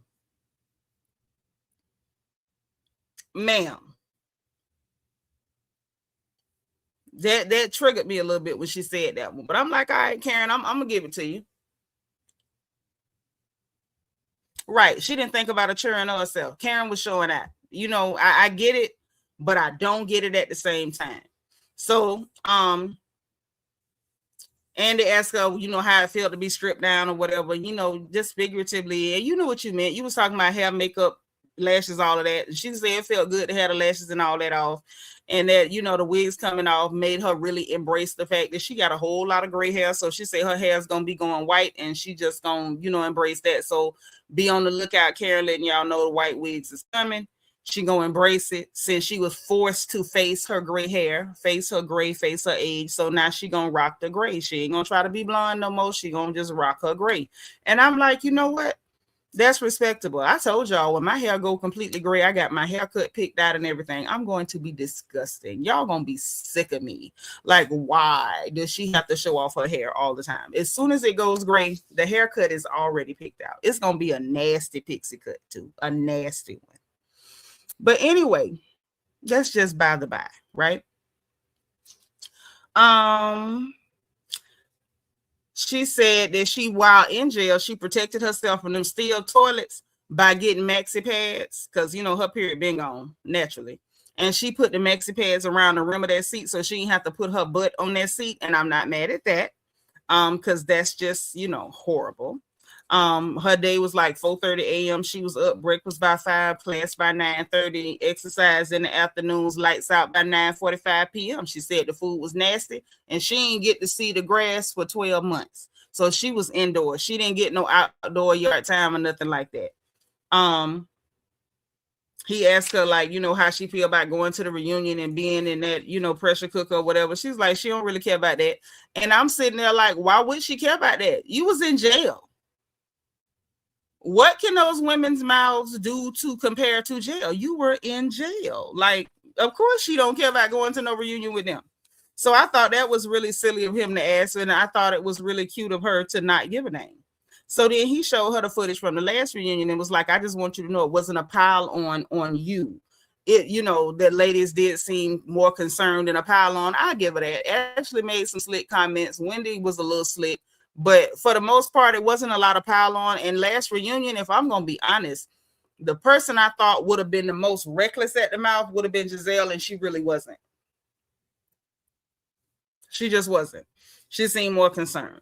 So, they recapped the comments. Ashley saying that she thought she had bad legal counsel. Why would they tell her to go to trial? Wendy was like, oh, the lawyers tried to suppress the footage, so they had to have seen the footage. And Giselle was like, child, Karen is delusional. And she was, and Karen owned that. She said herself she was delusional. Ashley said a journalist had texted her and told her that they heard somebody else was in the car and driving Karen, and that she wanted to ask Karen that, but she didn't come. And Ashley said that while she was on the train heading up to the reunion, that somebody saw her and was like, oh, I know that lady. She used to come to whatever the name of the place was, and she used to be day drinking all the time. And then Wendy was like, oh, yeah, I'm glad you said that, because somebody told me that she gets drunk and gets drunk at their place every day or whatever. So we turn the page. Karen says Ashley is telling the truth about the place and the day drinking. Yeah, Giselle had tears. Yeah, Giselle was literally like in tears and concerned. So yeah, I thought Giselle would have been the worst, and she was not. I don't really go up for Giselle, but y'all know me. I'm gonna tell the truth whether I like you or not. Lying is never okay. She said that Ashley was telling the truth, and that she was day drinking at the restaurant or bar in question. And she said, but that was from 20 years ago when she first got in trouble with the stuff. And she said she was absolutely day drinking over there all the time. And she said Uncle Ray had to pick her up from that place many a days from day drinking and stuff over there to them people's establishment. So I was like, oh, wow. But she said, but whatever they told her about somebody else being in the car, she said that was not true. But she did say something on that body cam that did sound a little something like maybe it could have been somebody there. I don't know. I can't call it. She said it wasn't whatever, right? We none of us wasn't there. So if she said wasn't nobody there, I guess we got to take her word for it. Wasn't nobody there. That's all I can say. So, and then she said, but when it come to Wendy, she don't know what the hell Wendy talking about. And she said, and who would be talking to Wendy? She lived way out in Timbuktu. And I said, oh, who would be talking to Wendy? Because she lived way out in Timbuktu. I said, not Timbuktu. Oh, wow. But she said, as far as the, the other things that they were thinking about, bad legal counsel, whatever, she said she don't blame the girls from jumping to conclusions because, it was a lot going on and they didn't have no answers. Wasn't nothing left to do but jump to conclusions. So she wasn't mad at none of that. She, I guess she felt like, that's to be expected, right? Then Andy showed her the clip of Wendy being upset that she, from Karen's thank you video, that she thanked everybody but Wendy. And so Karen was like, oh. Y'all, Karen Huger is a hoot. Karen Huger is a hoot. A whole hoot. This lady said, Oh.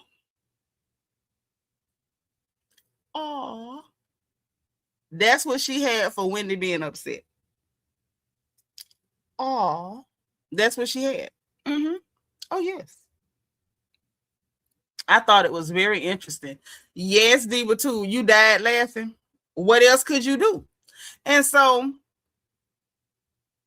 right, Deborah said, hey, Wendy, what a difference a year makes. What a difference a year makes.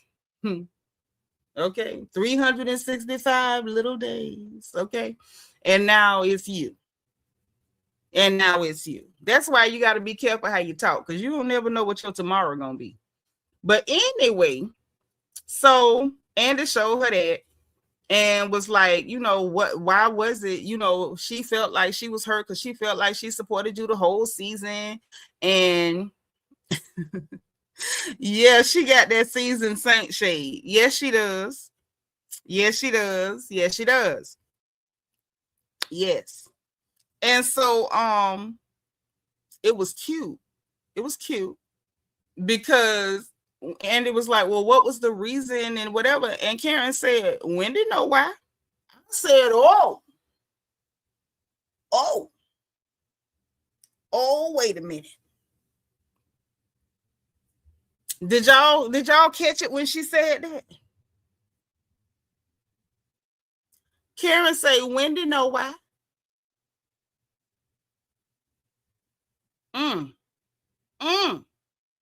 So Wendy, what you thought? What you felt like? What you felt like? What you felt like? Karen said, you know why she ain't mentioned your name. You know why.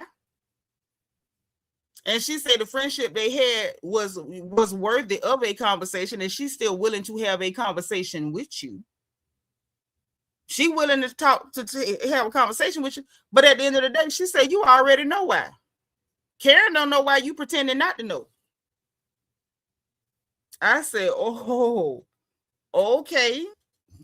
Now we're getting somewhere. Now we are getting somewhere. And the fact that from the clip we saw from the reunion, we saw Karen ask Stacey, are you still lying? She said, did you tell more lies? And I'm sitting there like, ooh, baby. Ooh, baby. Which I said from the beginning. Wendy was a donkey for taking what Stacey said, which at that time, I'm sure she didn't know Stacey was a liar because none of us knew Stacey was that big of a liar. But you knew Stacey all of 5 minutes.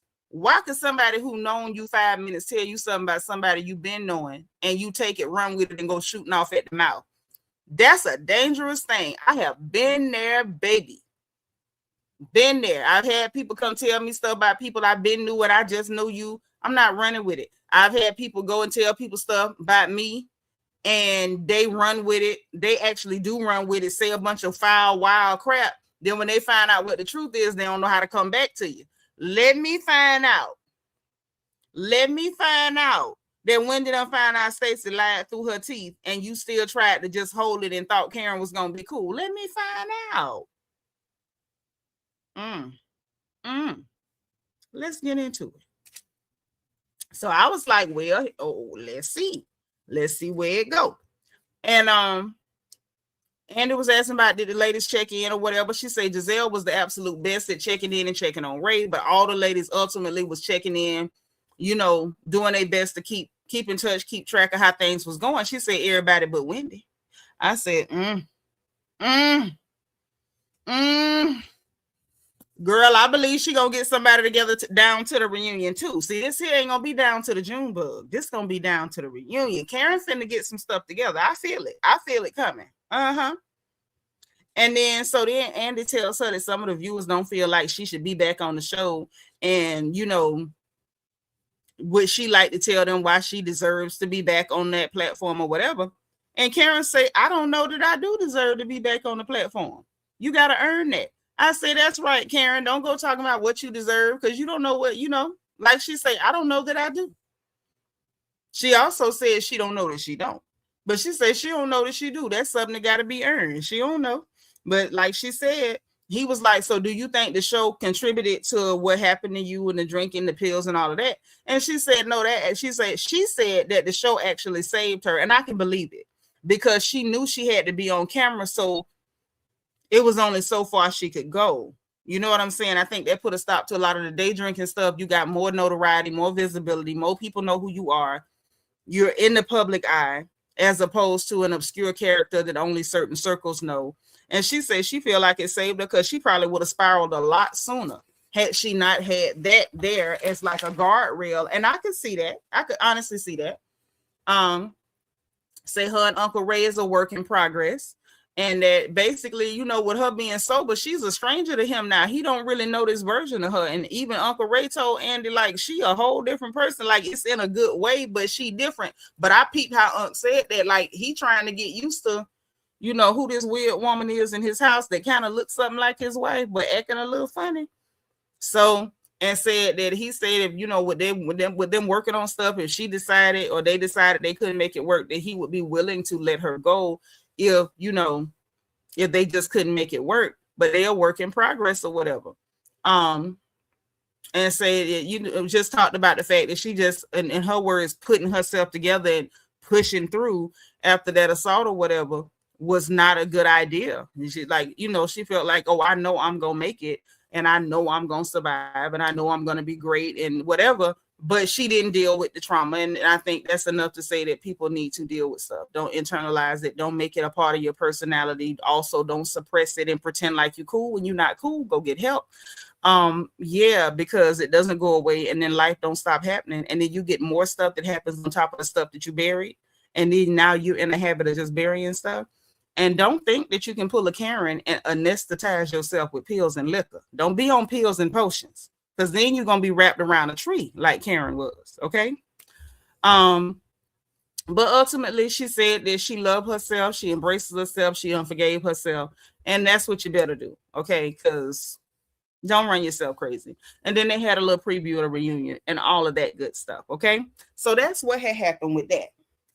But we got to talk about something else real quick. Y'all got time? If y'all got time, put a 1 in the chat. If y'all ain't got time, we'll talk about it tomorrow. If y'all got time, we can talk about a couple of other little things I wanted to tap on real quick. But if y'all ain't got time, you know, put a 4. If you got time, give me a 1. If not, give me a 4. And I'm going to respect whatever y'all say.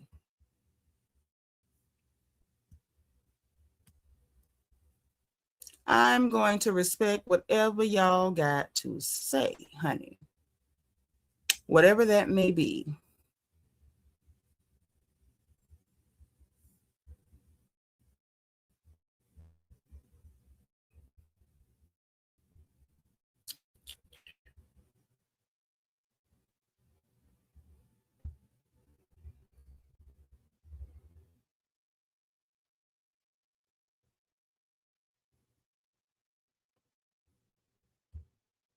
Oh, I see a lot of ones. Y'all got time. Hey, Leah Terry. Y'all got time today, huh? Okay. So we won't go too far then. Let's go and get on into it. If y'all got time, then I do too. If y'all got time, then I do too. Let's get it. Let's go.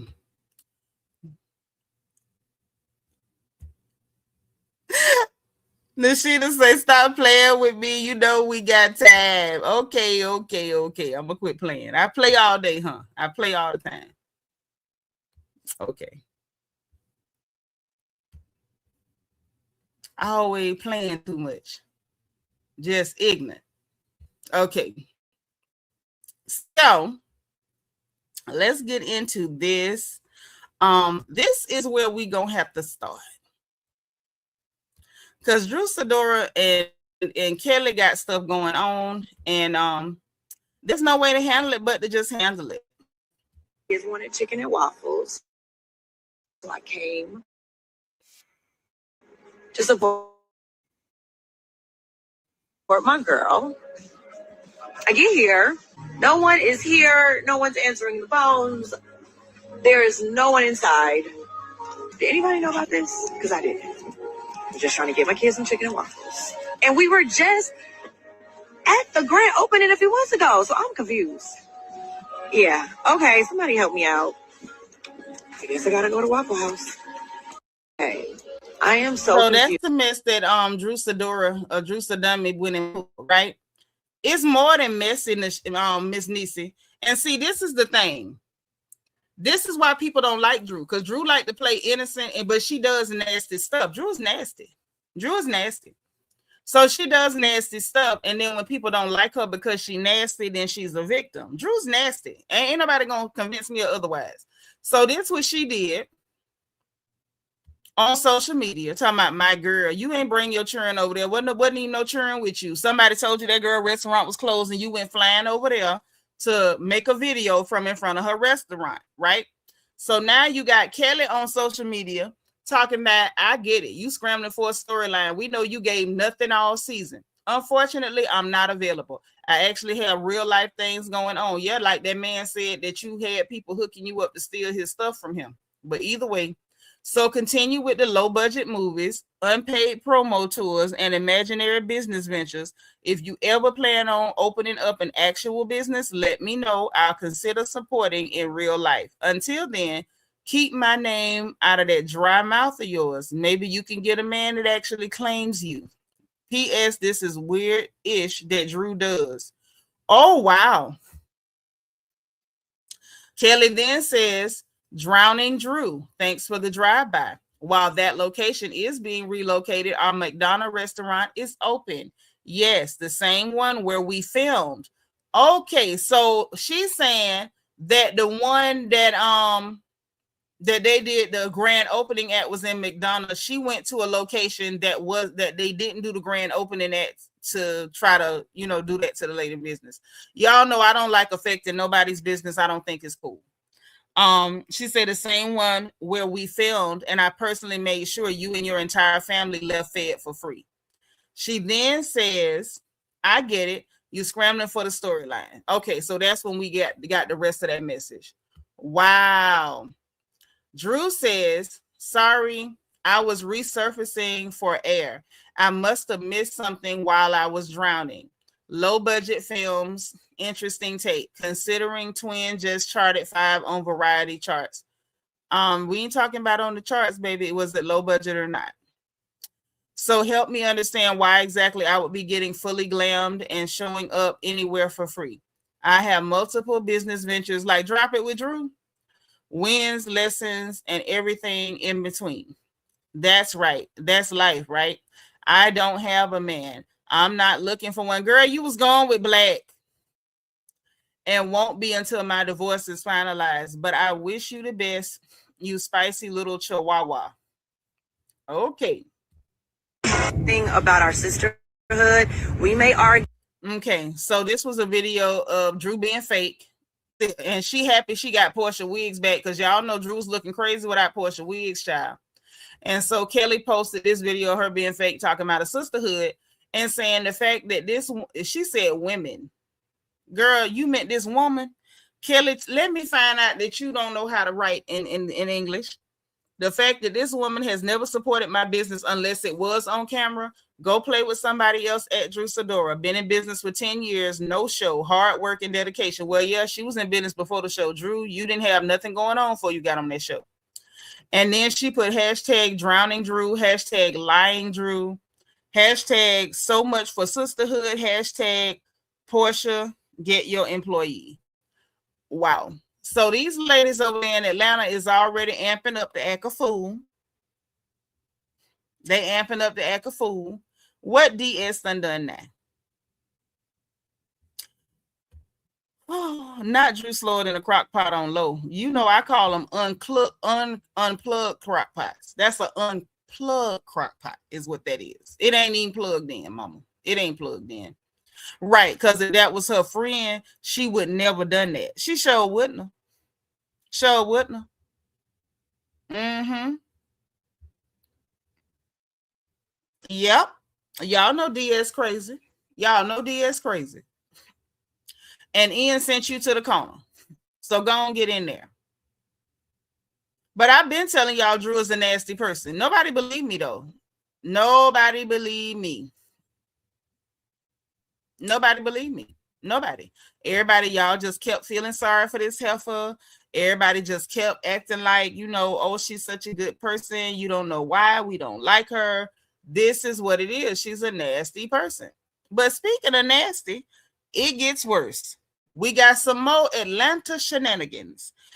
So we had Lisa Wu Hartwell. Before we get to there, let's get to, we're not finna play that later on my channel, but right here. Turn up for the ladies. They asked me 3 times. I have laughed disrespectfully. Oh. No, but you know what? I'll go, but see, people bother me and they ruffle my feathers, and so I got to get one of them, and they want to say, like, I was tipsy or something. No, you disrespected me, so I had to get with you. Okay, if she go, I'll go, and I'll be her backup. See, that's the part. I can throw shades, but I prefer hands. You see, so that's why exactly. It was an alter ego thing, and I was a ninja. That's what I'm saying. She's a ninja, and I'm a ninja. If the show brought you all back, would you all go back and turn up for the ladies? They asked me 3 times. I have laughed disrespectfully. No, but you know what? I'll go, but see, people bother me and they ruffle my feathers. So you got these 2 weirdos that nobody don't want y'all back. Demetria McKinney, I need you to quit lying. That whole Roger Bob thing was embarrassing. Them people embarrassed you. Phaedra chewed you up real bad. Everybody chewed you up real bad on that show. And it's so interesting. It's like to hear her say, I can throw shade, but I'd rather throw hands. Mama, you neither. The whole time you was on that season, you got bullied and picked on to the extent that I felt bad for you. I don't believe 1 minute nobody asked Demetria McKinney to go back to that show. That's number one. Lisa Wu talking about, I would go, but people do ruffle my feathers and then they say I was tipsy. The last time they brought you on that show for Sheree's party, throwback, kickback, whatever, you were drunk. And the word on the street is you was drunk this time too. And to this video, when this video came out with these 2 being weirdos and Demetria McKinney saying, oh, if Lisa Wu go back, I'll go back to be her backup. They don't want neither one of y'all back. Nene responded in the comment section and said, desperate, AA, please go heal. I think that's fair. Lisa Wu, you're drunk. Let's cover the fact. The people say that your baby daddy got custody of all your children, Lisa Wu. How bad of a mom had to be for all your children daddies to get custody? Because y'all know she had children with Keith Sweat. He had custody. Then I heard the child she had with Ed Hartwell, he ended up with custody. Lisa Wu, girl, you got a problem of some sort. Now, I ain't going to say you an alcoholic because I don't know your business and I have not seen your medical records. What I do know is something going on. Something going on for your children to end up with their daddies over the mama. Both times? Okay, girl. Okay. So Nene didn't go for it. She was just like, go heal, honey. Desperate, go heal. AA, because it's definitely giving desperation. It's giving Lisa Wu feels like, how dare they bring Nene back? Why they didn't try to bring me back into, the Bravo universe or whatever? Nobody wants you there. You're a drunk. So then she posts this picture of a AI moose. And she puts as her caption, this squatting moose keeps playing with me when I was there. Keeps playing with me when I was there. She keeps or she kept. So we got another one who has not mastered the English language. She then says, I didn't know you, Nene Leakes. You are so disrespectful. You didn't know her, or you didn't know she was so disrespectful? I don't know. And still didn't learn your listen. Didn't learn her listen to what? Didn't learn her listen to what? See, this is what it's giving. This is what it's giving. What lesson? I'm going to just go out on a limb. I'm going to go out on a limb and assume she meant lesson. But what lesson was Nene supposed to learn as it pertained to you? Lisa Wu wasn't even part of the conversation. And I'm not comfortable with a non-Black woman referring to a Black American woman as any sort of an animal. Let's start there. Oh, Ian says, so basically Lisa's new name is Lisa Wu Hugo. Noted. Got it. Thank you. Thank you.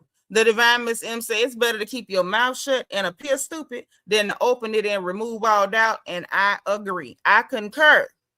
I concur, honey. I concur. Okay.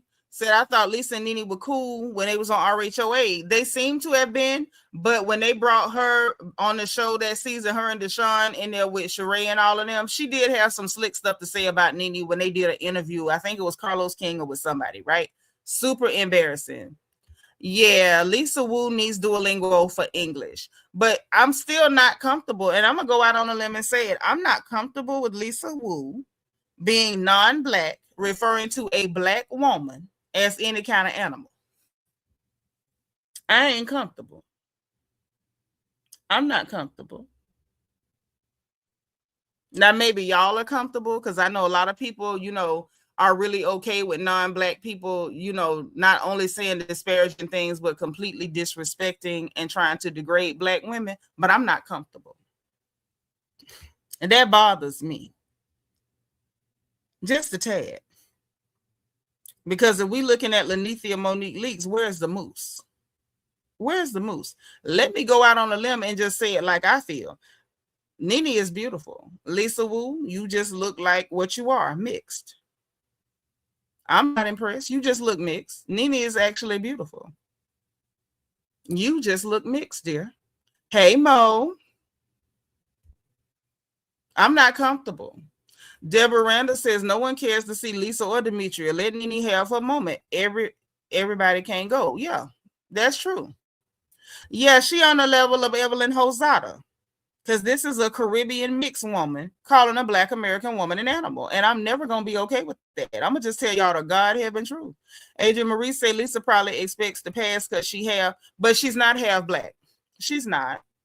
She's Caribbean. Both of her parents, the Chinese one and the melanated one. This is a Caribbean mixed race woman calling a Black American woman an animal. Deborah Randall said everybody can't go with you. They sure can't. Sure can't.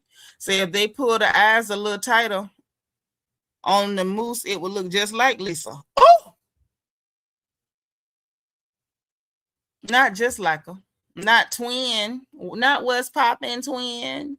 Most say yes. She was towing the line with wanting to picture the other animal. Right.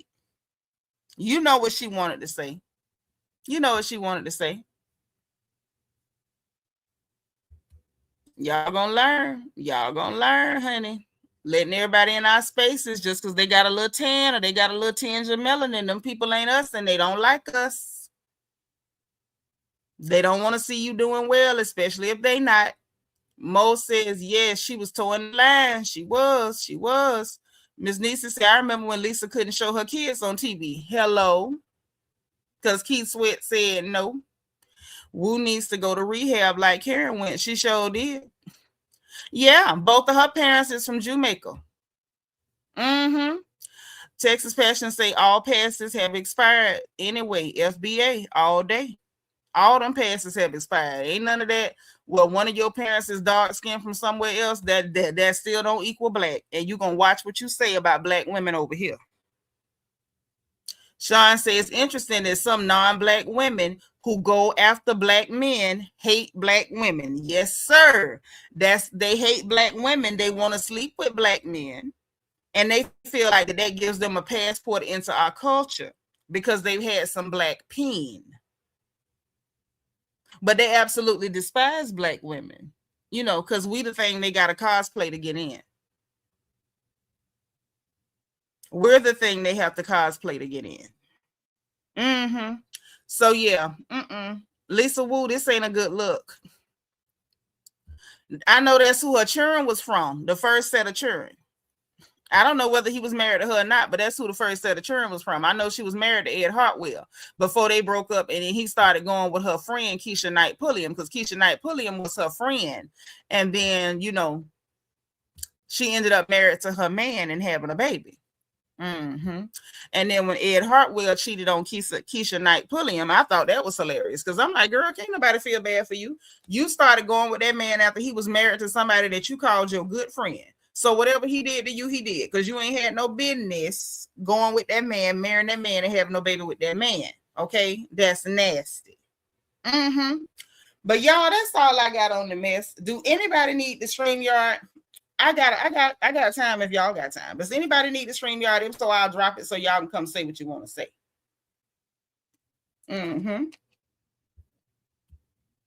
Yep, that's exactly how it happened, Bianca. That's exactly how it happened.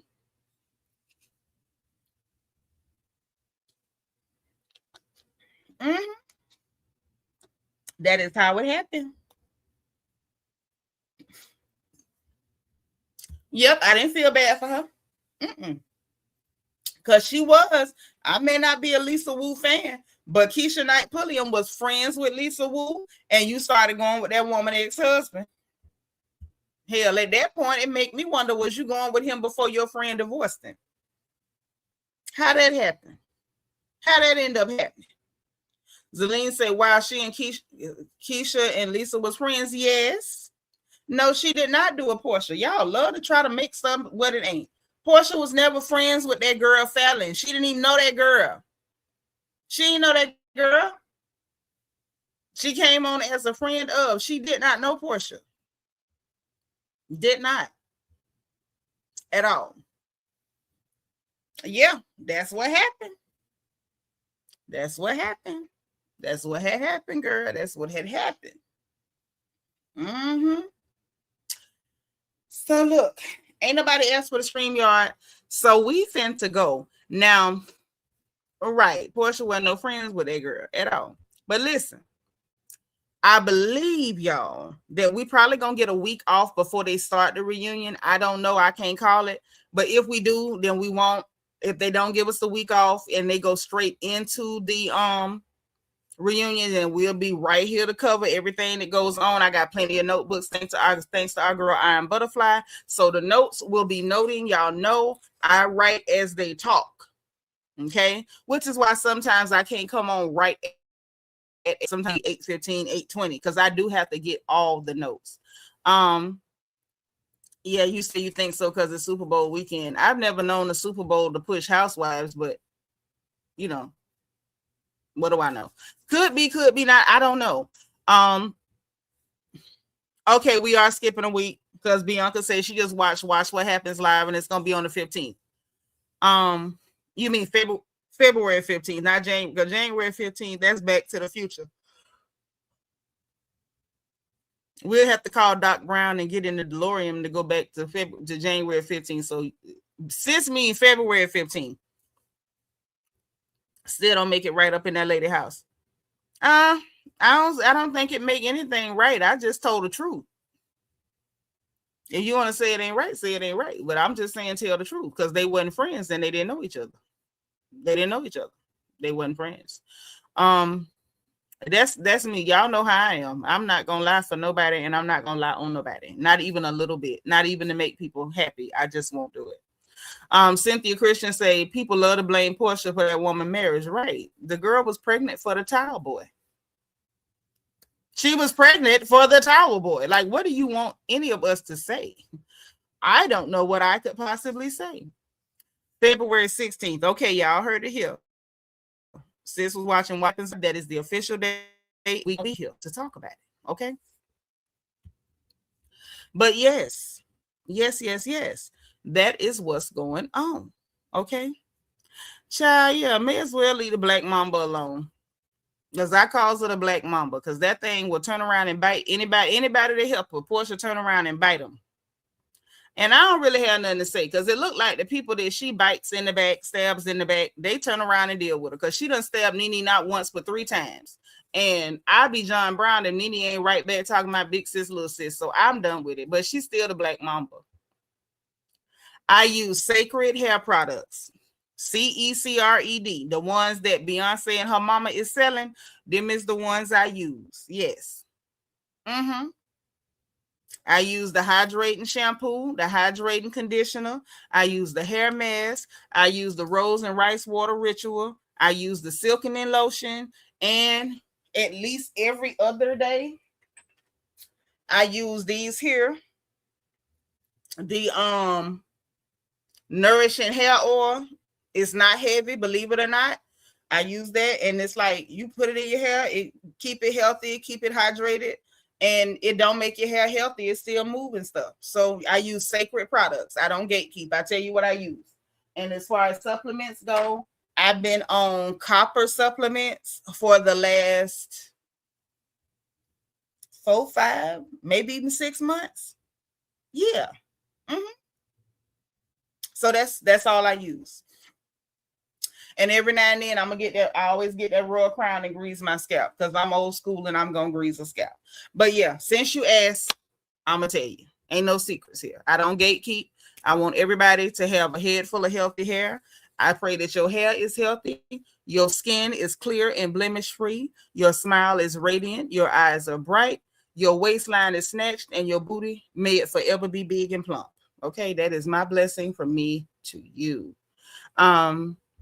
Deborah, you sent a cash out? Let me see.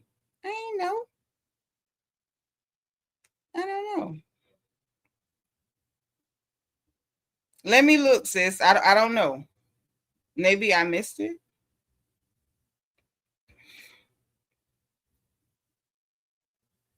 No, you didn't. You don't have to resend it. Nope, I got it. I got it, sis. Thank you so much. It went to the other cash app and I wasn't looking at it. That's my apologies. Let me send a heart right now. Thank you so much. Oh, that was so sweet. So I just sent a heart back to Deborah. Thank you, Deborah. I appreciate you. And that's right. That's the blessing I got for y'all. Okay. I got the one from Ian. Thank you again, Ian. Yeah, child, get your sacred. Listen, don't let nobody hating make you miss out on no good hair products, okay? Because a lot of people, just because it came from Beyonce and them, they went to hating. Oh, it ain't no good. Oh, yeah, is she overrated? Y'all say what you want to say. Them some good products, and my hair has never been more manageable. And y'all know I don't like to comb my hair. I still barely comb my hair. But the sacred products work. And I mean, they work well. So don't let nobody hate and talk you out of getting some good products. That's all I'm going to tell you. And I'm very particular about my hair. I had been using Schwarzkopf Osis products for the longest because Schwarzkopf really worked the best with my hair for years. Okay, because I was back in the day, Bronner Brothers, Isa Plus, all that. I was one of them girls. And then when I got into Schwarzkopf, my hair did really good with Schwarzkopf, but not this good. And then when this became an opportunity, I tried it out because I knew Tina was a cosmetologist. And when I tell you it's worth every penny, it's worth every doggone cotton picking penny. And I'm also very excited to be spending money with a Black company. Okay, that's just what it is. I enjoy Schwarzkopf. I love their products, their Repair Rescue and their Osis. Love their products, but I feel a lot better giving my money to Black folk. I just do. So, and I love the products. I love that it's Black owned. Yeah. Adrian Marisa hating on B2, especially now, if you know what I mean. No, I don't know what you mean. You have to tell me. I don't understand. Oh, I love you too. Miss Nisa said, I remember Bronner Brothers and Dudley back in the day. Yes. Yep. I do. We used to go to Dale Bronner's church when we was in Atlanta. Sure did. Right over there on Barge Road before they moved out to Riverdale.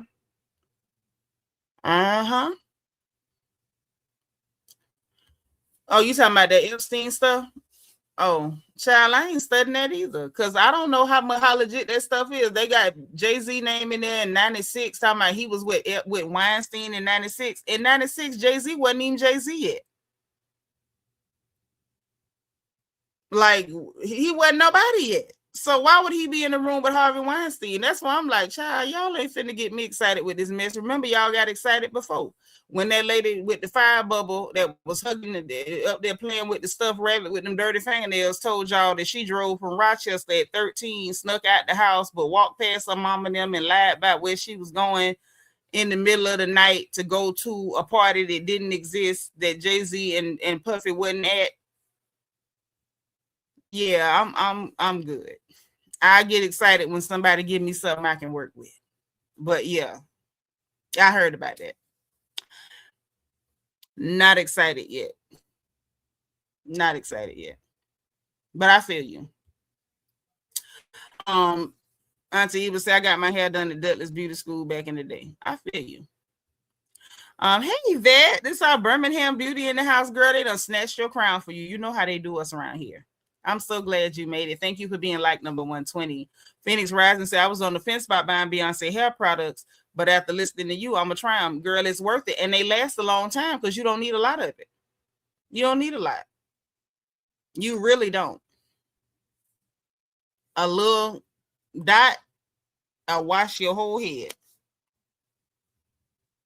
Now, I think I end up using more because I have the habit when I wash my hair, I kind of part my hair in the middle and try to like half it up so I can wash like one side of my head at a time. So I end up using more, but that's just me. But it lasts a long time. You really get your money's worth because you don't need much. You don't need much. But yeah, Phoenix Rising, try it out, girl. It ain't bad at all. It really ain't. And Peanut use it in her hair too. So if you worry about hair texture, and my baby got, nice coily hair, works real good in her hair too. So that's all I'm gonna say. But yeah, since you asked, I always tell, I don't believe in gatekeeping. I will tell you. If you want to know, I'll tell you. Okay. If you don't know from me, it's because you didn't ask. That's all I can say. Well, listen, y'all, since ain't nobody need the StreamYard, and we done covered Auntie Karen being home from jail and telling everything, including the fact that Wendy know good and hell well why her name wasn't mentioned in the thank you video. We done discussed Lisa Wu sitting up calling a black woman a moose, and I'm not comfortable. We've discussed Kelly Farrell and Drew Sidora being, at each other's throats, and God only knows why. I guess we'll find out during the season when Atlanta starts. But we've covered it all. Ain't nobody need the StreamYard, and we covered hair care tips, right? So listen, I'm gonna go and get up out of here. We done been in here for 2 hours, 7 minutes, and 46 seconds. So listen, y'all, as always, have a wonderful, wonderful evening. All right. If you didn't hit the like button on the way in, please make sure you hit the like button.